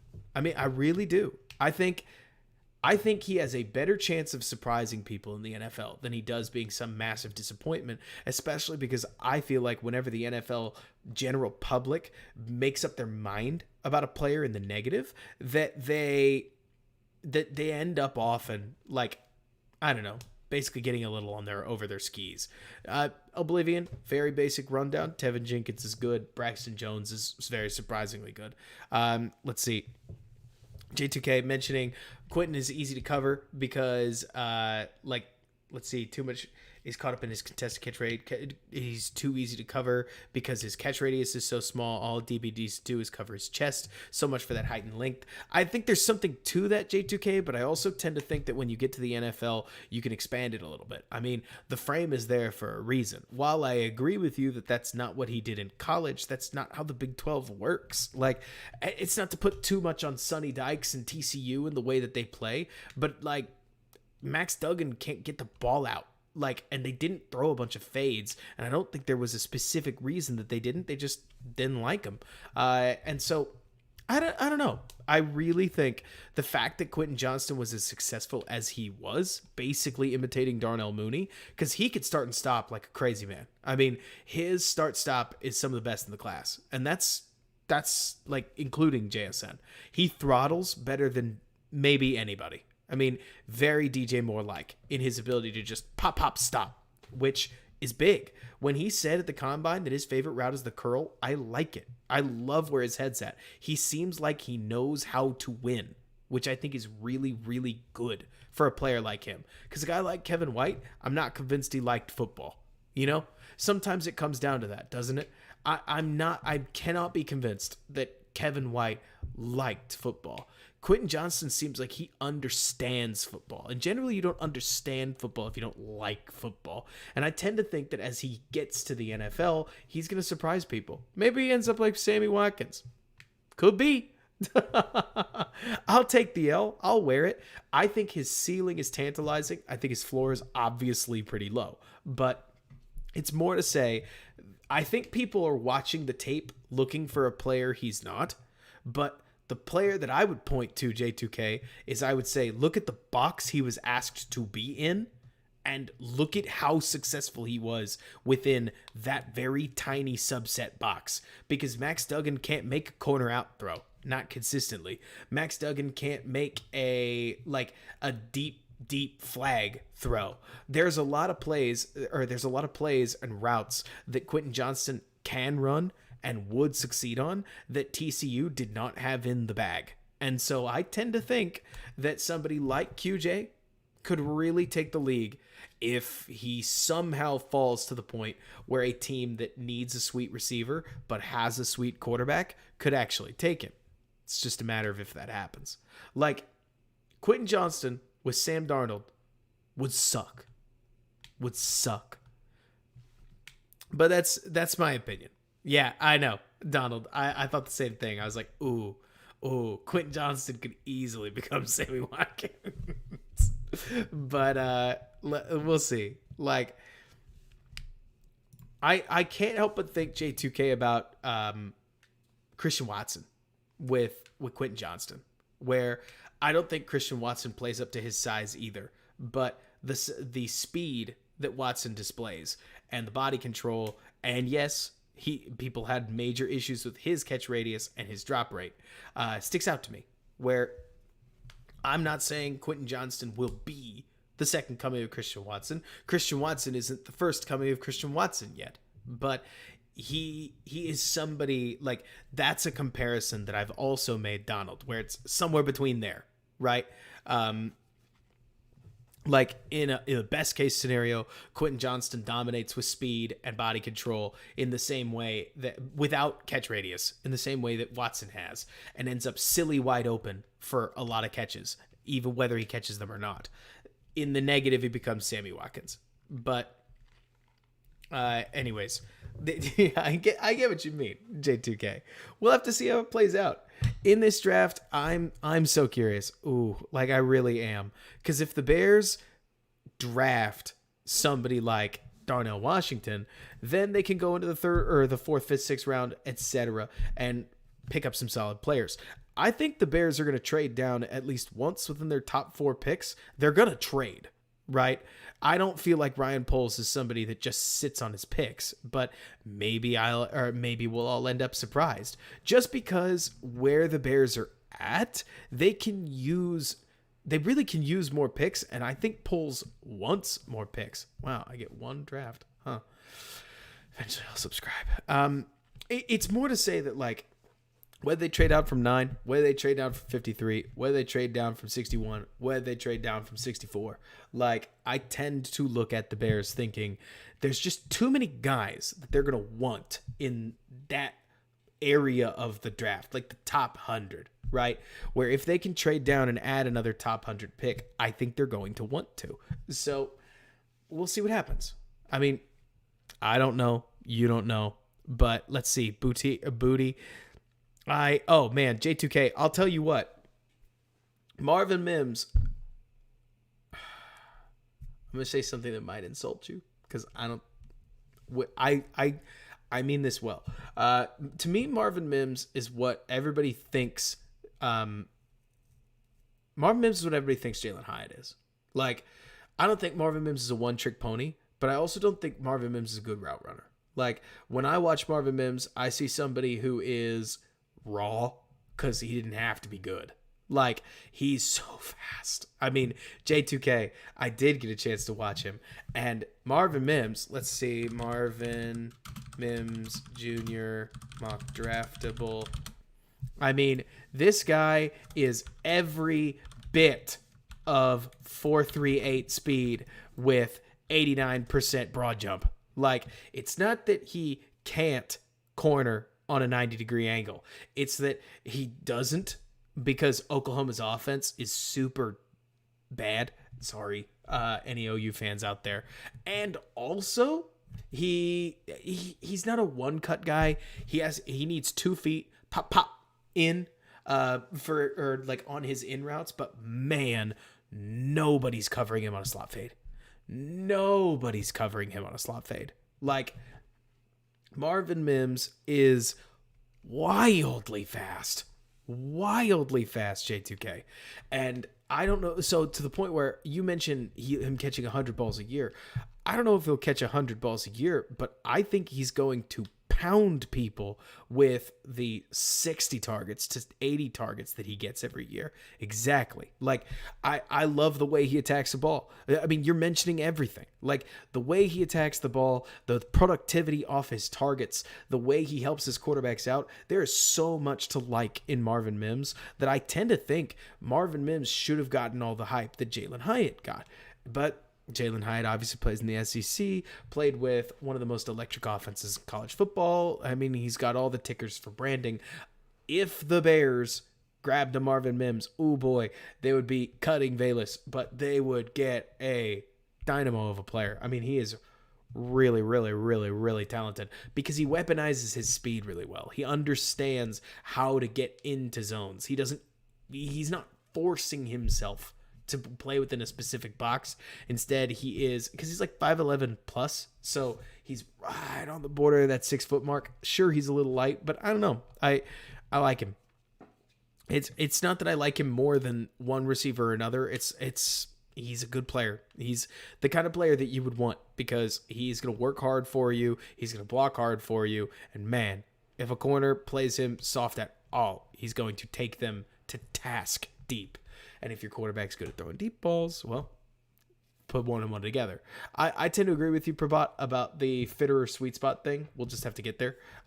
Let's finish this game. Let's see. I know I've got 15 minutes. You're telling me, John.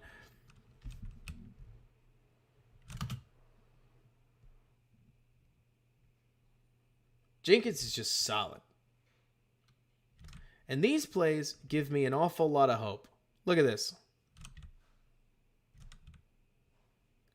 So Fields is going to go, looks like anyways, No. No. No. Yes. Watch his head. No to the rail. It's a sail concept, it looks like down here. So it's something like that, more or less. No to that.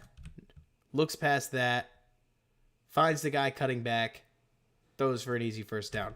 There is this consensus somehow that Justin Fields can't read the field. I disagree. I think that once defenses realized that they could just man up the Bears, that they started calling all kinds of like man beaters, basically. They would try to call a man beater. Their guy wouldn't beat the man, and they would end up in trouble. The defenses stopped playing the Bears in zone, because why on earth would you play them in zone? You're letting Equanimeous St. Brown run to space on you. Exactly, Bradley. I tend to think that there's a lot of concerns about Fields that are overblown, but I've said that on this channel a lot. I mean, you guys know what I come back to. At the end of the day, Fields just has to produce. Like, he needs the 225 plus yard games. He needs the, like, multi-touchdown games. He needs the throwing yardage. It's so dumb, but it's real. Like, here's a nice one with Jenkins. Shoulder check into Bentley. Decent block. If Mustipher doesn't get his gap absolutely controlled right here, we get more out of it.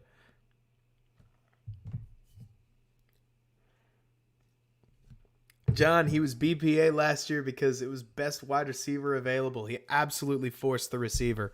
I mean, I know there are a lot of people that are going to argue about that. They're going to say Jalen Tolbert's a more complete receiver. Danny Gray's a more complete receiver. They looked at Velus and they saw a raw, silly athlete. And that's what they thought the best receiver would be. My guess is that they're extremely disappointed with the way that Velus ultimately learned or failed to learn the playbook. I think they're amazed that it was that bad.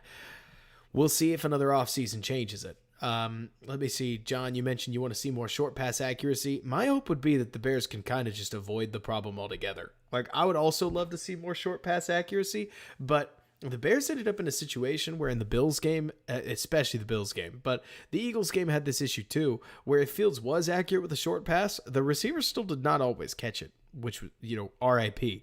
And so I tend to think that, I don't know. I tend to think that the short accuracy will always be sort of an issue, but my hope is that Fields makes up for it in other areas, running, etc. Like running, intermediate, deep pass, all the little trimmings, right? And then Peyton rules, raw silly athlete doesn't work when they're an old prospect. I get it. We're also talking about a rookie. Like, look, I'm only asking people to slow their roll because people have already decided to cut him. And I still think that if you had Jalen Waddle and you gave him a hamstring injury, a hamstring, right? Jalen Waddle. I hope it's Jalen Waddle. Gosh. Justin Jefferson. Let's use him as an easy example. You drafted Justin Jefferson, and hey, J2K, you can hate him. You totally can. Like, my thought is that if you drafted Justin Jefferson, you gave him a hamstring injury that took away his training camp and the first 3 weeks of the season. Then you threw him into the offense. Justin Jefferson would obviously do a lot better than Velus Jones did last year, but that would harm anybody's rookie campaign, like quite seriously. So I tend to look at the Bears thinking Velus Jones could still work out as a wide receiver 5, specifically 5.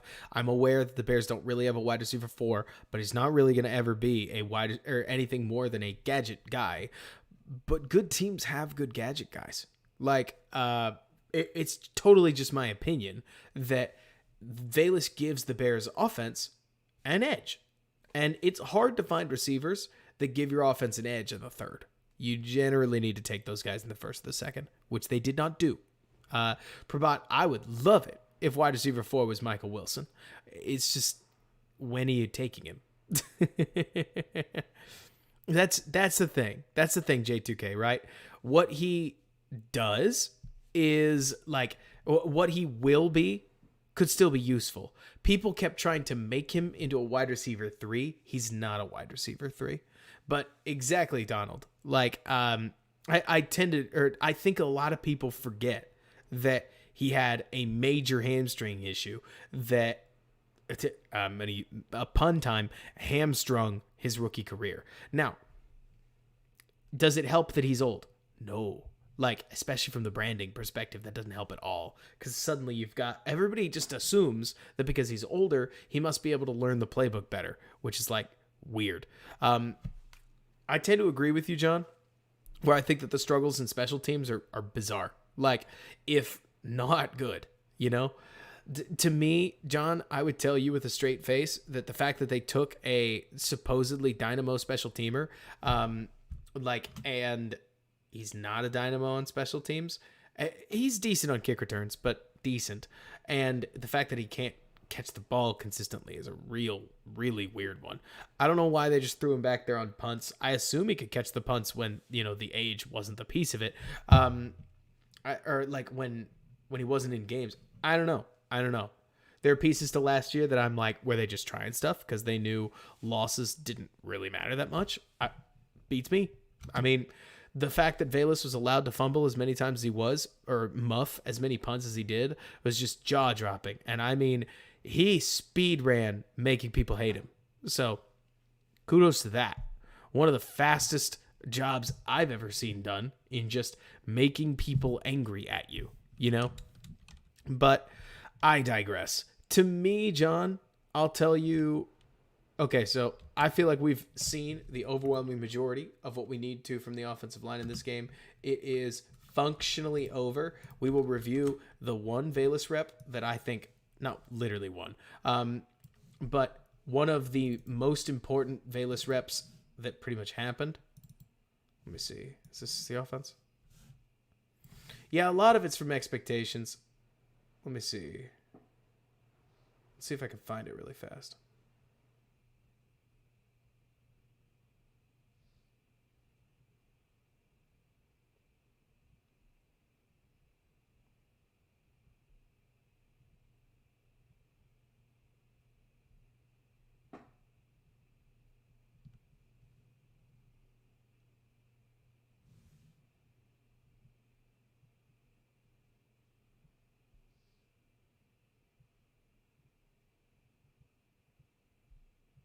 This. Literally, John, this is the only rep to me. Not literally the only rep, but this rep pretty much changed my opinion of Velus. Because, okay, Nito, you're decent at jet sweeps, whatever, right? Doesn't really matter, especially if you can't catch the dadgum punt. But going up, like, they trotted Velus on the field against a Dallas team that decided the Bears receivers are absolutely awful. We are going to press them, and Velus got the green light to run a go. And Reinhardt, how you doing? And I'm not about to just stand for Velus, but I will say his ability to just speed stack his corner like this is something that actually you can use that. I mean, when I talked in that long video about an MVS style role for him, like, why this is bad for me. Like, I know, right?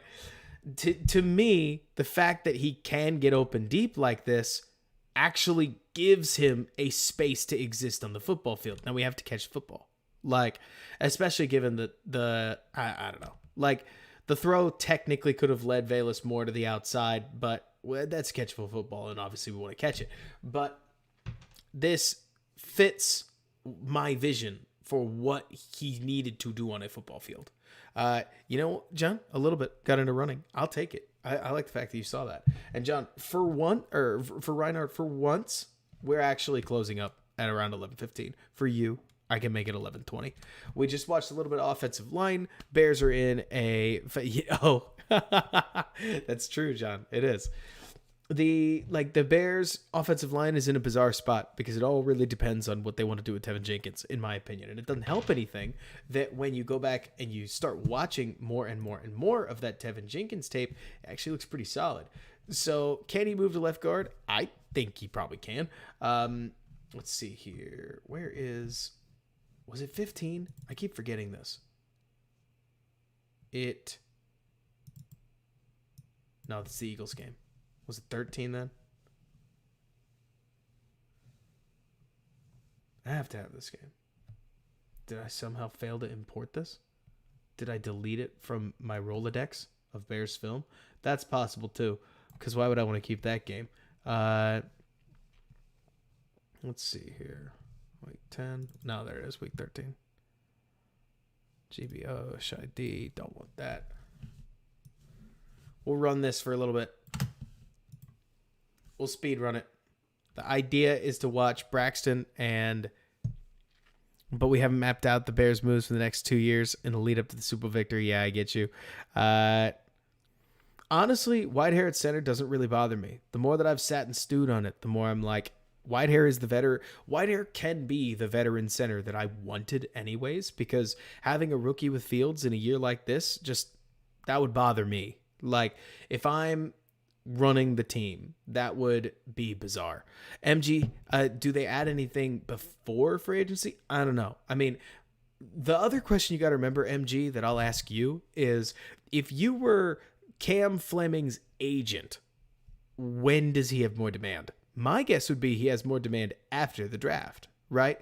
Because it's totally just my opinion. If you've got a pretty good but not great tackle, or at least slightly better than replacement level, if only slightly. Here's Whitehair post-injury, by the way, John.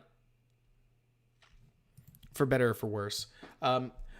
If you've got one of those tackles, when do you have more leverage? Now, during definitely not free agency frenzy, or after the draft, when a team like the Bears gets the opportunity to draft Jalen Carter and doesn't, and doesn't take a tackle. So then they go to the second round and they draft a Cody Mock, and they're going to play him on the inside, right?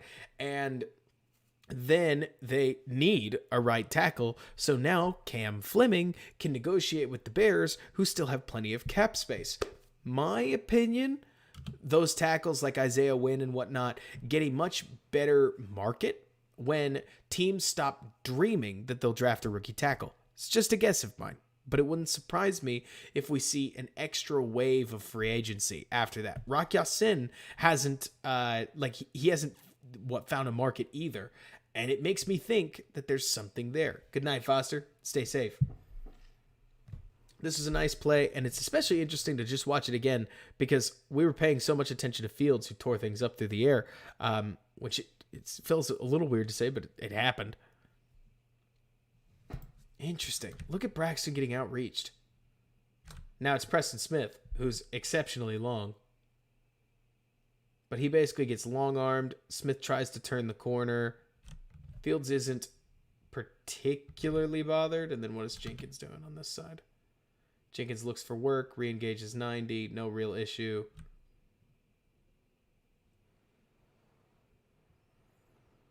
Is this the one where Claypool gets hurt? Or was that like a game before or something?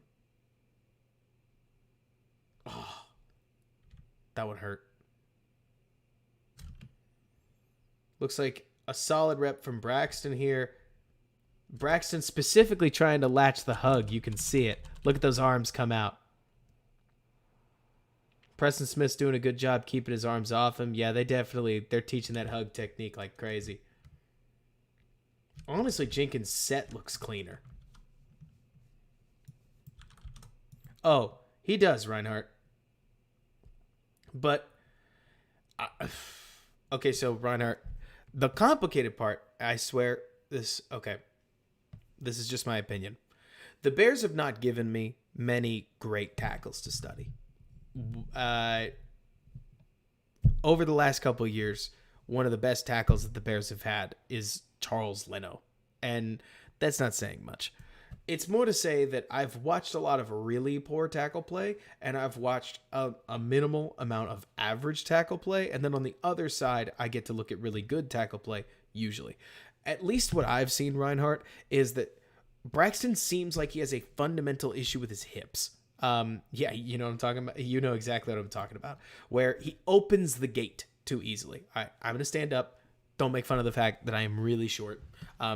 I will be able to demonstrate this to a decent degree, but pretend I'm 6'4", and extremely tall, or like 6'4", and I have really long arms. I want to have really long arms in this. So in a tackle set, right, the gist is you want to keep your hips facing forward as much as possible.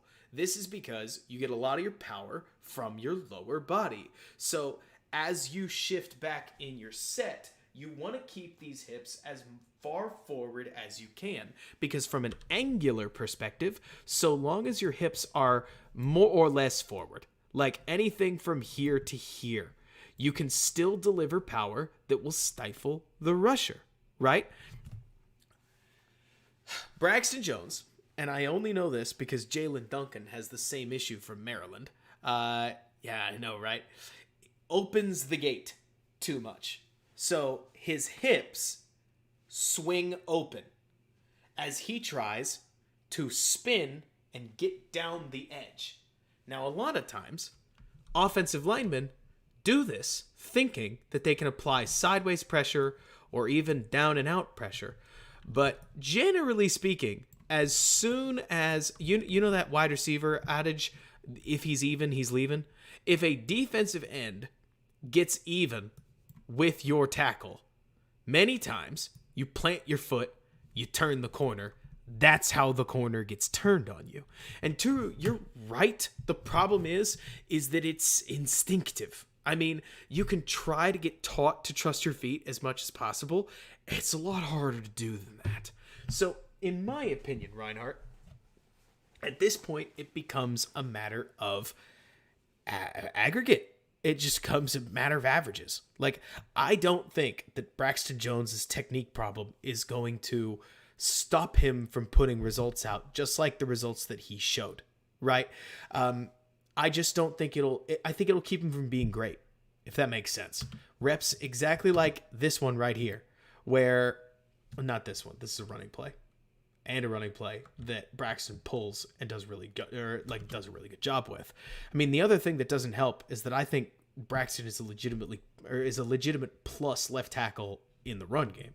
So you're taking a small minus or a player that you're hoping is just a push pass blocker, and you get a plus run blocker out of him for a 5th round contract. So it is funny because when the salary cap becomes involved, bad to decent players that can be kind of good in some situations are really valuable, right? Especially when they play really valuable positions like tackle. But the complicated piece with Braxton is, while he has this fundamental flaw that then guides how he attempts to play with his hands, because the main thing that the opening the gate thing does, let's be clear here, is when you have a problem opening the gate, your punch is extremely unreliable, because when you punch, if you stop your feet, the gate will open, you will get the corner turned on you. And so within this, it's part of why you see Braxton trying to use his length to just hug block as often as possible. I really am hoping that we get a couple of pass sets so that we can keep talking about it. Oh man, I forgot they tried the wide receiver pass. Let's see. Darnell Wright does such a good job of letting the defensive end get to him before he extends. Leatherwood would be wise to do the same. J2K, we may be saying the same thing, but do you mean that, okay, so I love when sports mirror other sports, right? And I've extended things to 11:30. I'm not going back in my word. Love this stuff. Anyways, you guys. So J2K, are you talking about how like tackle is kind of like a shootout in the NHL hockey? I don't know if you're a hockey fan, but if you are, then you'd know that in a shootout, the entire goal of playing goalie or shooter is to get the other guy to do something first. Like, if you get the goalie to extend his pad, the shooter pulls the puck and scores in the other direction. If the goalie gets the shooter to shoot, or frankly make an extra move, the goalie then knows where it's going, repositions, and takes the whole net away. Within that, Darnell Wright seems like he does an exceptional job of making the defensive end move first, where he holds his arc. He has no problem on his, he has no issue with his anchor. He trusts his footwork.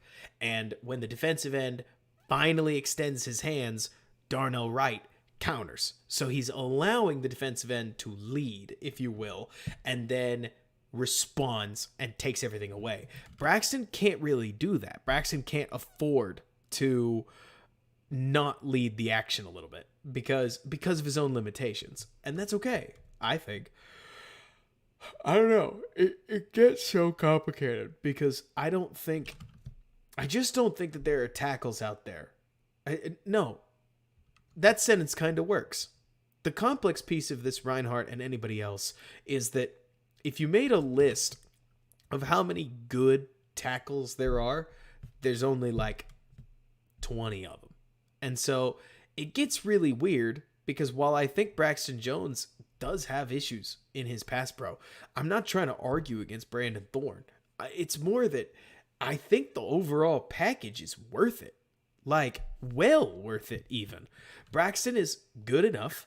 He does a really good job of not getting absolutely wrecked. Like, one thing Braxton seems to stay out of are these passing downs where he just gets crunched and loses in emphatic, fast fashion. And that's a real issue when you have even if you have a mobile quarterback. You can't be taking fat Larry Borum L's. Sorry, Borum. Because that's just going to kill your offense. What you can do is slow your loss down. It's what I don't know. It's what Charles Leno did for years, and nobody liked it. Jordan, I don't know. I really tend to think that who's to say Braxton Jones can't get better? Bradley, that's the whole conversation. Is that there's a fundamental core piece to his game that says or that makes it unlikely that he's going to get tremendously better.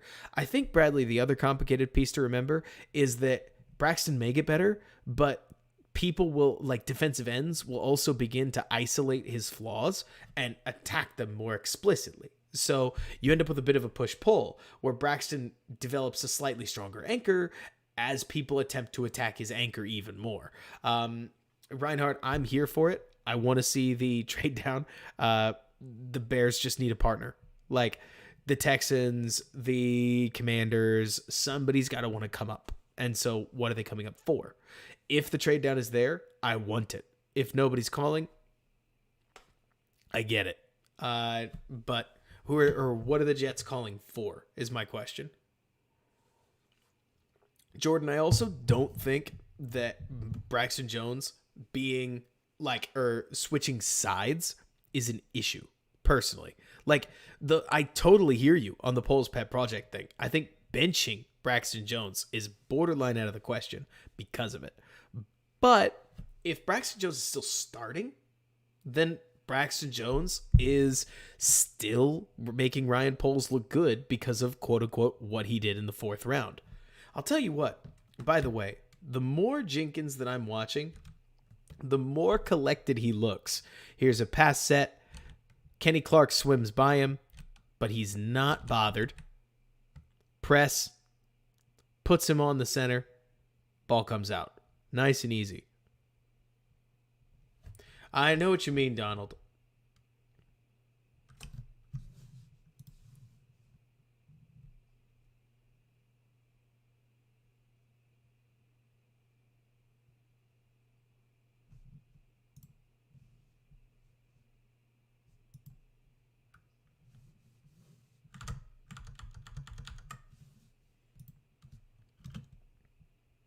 Yeah. You had to know. If if Poles is let's see, if Poles' first like OT is Duncan in the third, I'll tell you what, J2K, I'm gonna hold my breath. I love the athletic toolkit. The more Duncan I watch and the more smart people I talk to, not that you guys aren't smart, just the more people I talk to about Duncan, the more they're willing to remind me about just how inconsistent Jalen Duncan is. And I mean, he really is. Like, Jalen Duncan has screwed up every pass set possible. He's also gotten every pass set right possible.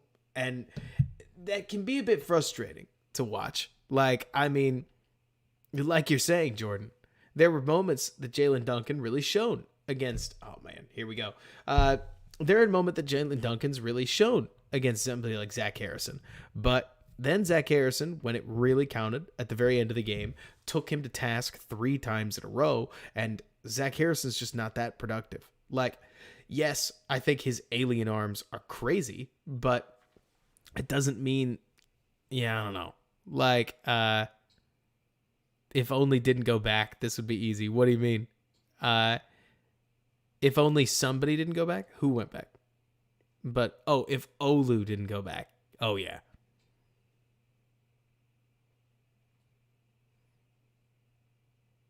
Oh, man. Jordan, I think you're going to get that one at the very least. Like, I was going to say J2K. I think Zach Harrison has Ryan Poles written all over him. And if not, it's Matt Eberflus. Like, I think that is such an Eberflus defensive end, to the point where I think they're going to overdraft the snot out of him. Like, let's see, at 3-tech no Turu at DE. I think there's a very, very, very decent chance, when I think about it, that they may take Harrison as high as 53, which would make people groan like crazy, as it probably should. But it just wouldn't surprise me.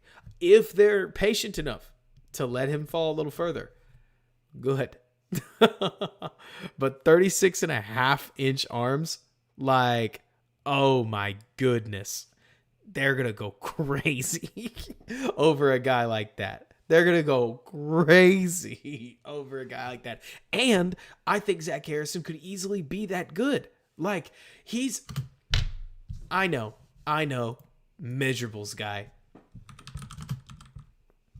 But goodness gracious, you can't fake this.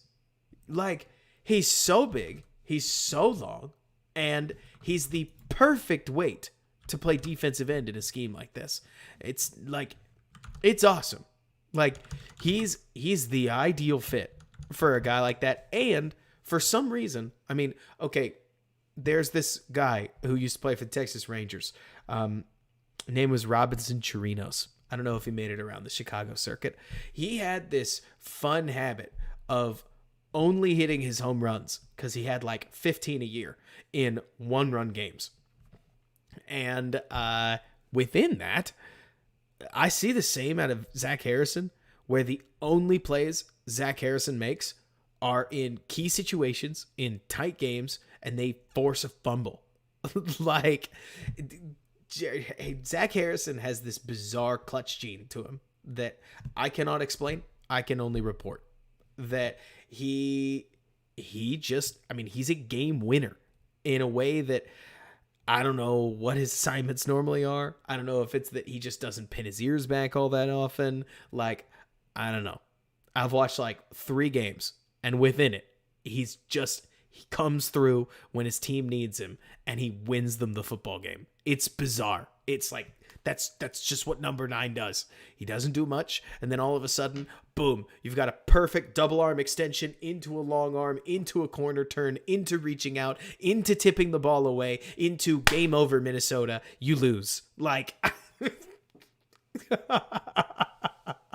when Maryland was down 8 points, specifically on 3rd down, he on 3rd down he popped his 3rd down he popped Duncan straight sideways, turned the corner on him immediately, chased the quarterback to get rid of the ball. On 1st down the next series, because they remained down like 6 or 7, and this is with Tagovailoa, for what that's worth to you, like, first play, bull rushed Duncan and immediately sacked Tagovailoa. And then second play of the series, he basically just grabs Duncan's hands, swats him away, pulls him, and then they're on Twitter, Turu, for what it's worth. Just type in my Zach Harrison tweet and you'll find it. Smokes him. It's bizarre watching Zach Harrison because they're only there. But I'll tell you what, overall, I get good vibes about what the Bears may do with, because if Braxton's one of your worst offensive linemen, you got a pretty good offensive line. You really do. And I don't know what Whitehair's going to look like, but him at center makes me feel better. And then I tend to think that, what is his name? Tevin Jenkins, as long as he's medically cleared, and he was. I mean, for as much as I have dogged on Tevin Jenkins in other streams about his limitations, Tevin Jenkins came back after getting carted off. It might have been a scarier injury than it was a definitive injury, which who's to say? Let's see. Assignments are missing college up. The 3-3-5 defense is so prevalent, makes it tough for to project defensive. Yeah, no, I agree with you, J2K. I mean, I really do. I think when you talk about true old school defensive end, Zach Harrison may be as high as a second round pick in the eyes of some. I mean, the good news for the Bears is that there aren't that many teams. Teams are converting en masse to 3-4 so that they can run Fangio principles. Whereas that kind of helps the Bears try to score a sweet defensive end late, or at least later than they feel like he should be,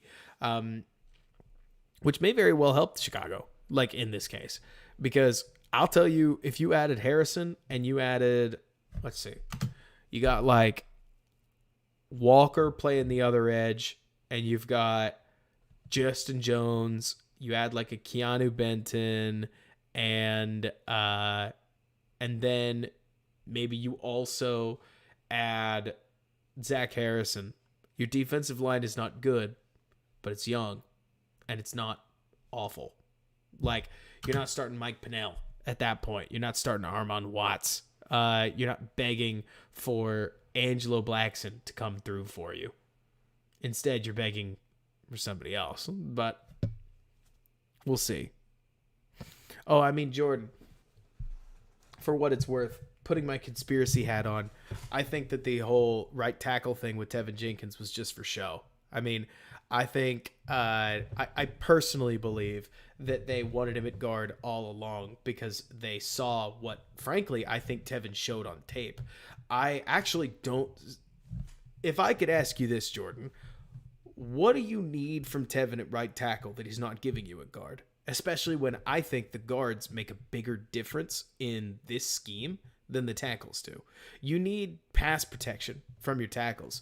I don't think Jenkins' pass protection, just looking at some of the reps that we've seen here, I think that if you put him at tackle, he's going to take a lot more holds because there are too many of these times where there are too many of these occasions where I see Tevin get wrenched away from that while he's able to hang on as a guard, I don't think he's able to do that at tackle. I see him as a really solid guard, very, very solid guard. And I think he would struggle a lot more at tackle. And that's not me just trying to, agree with the Bears more than I have to. It's more like the player that I am watching is a very exciting guard prospect.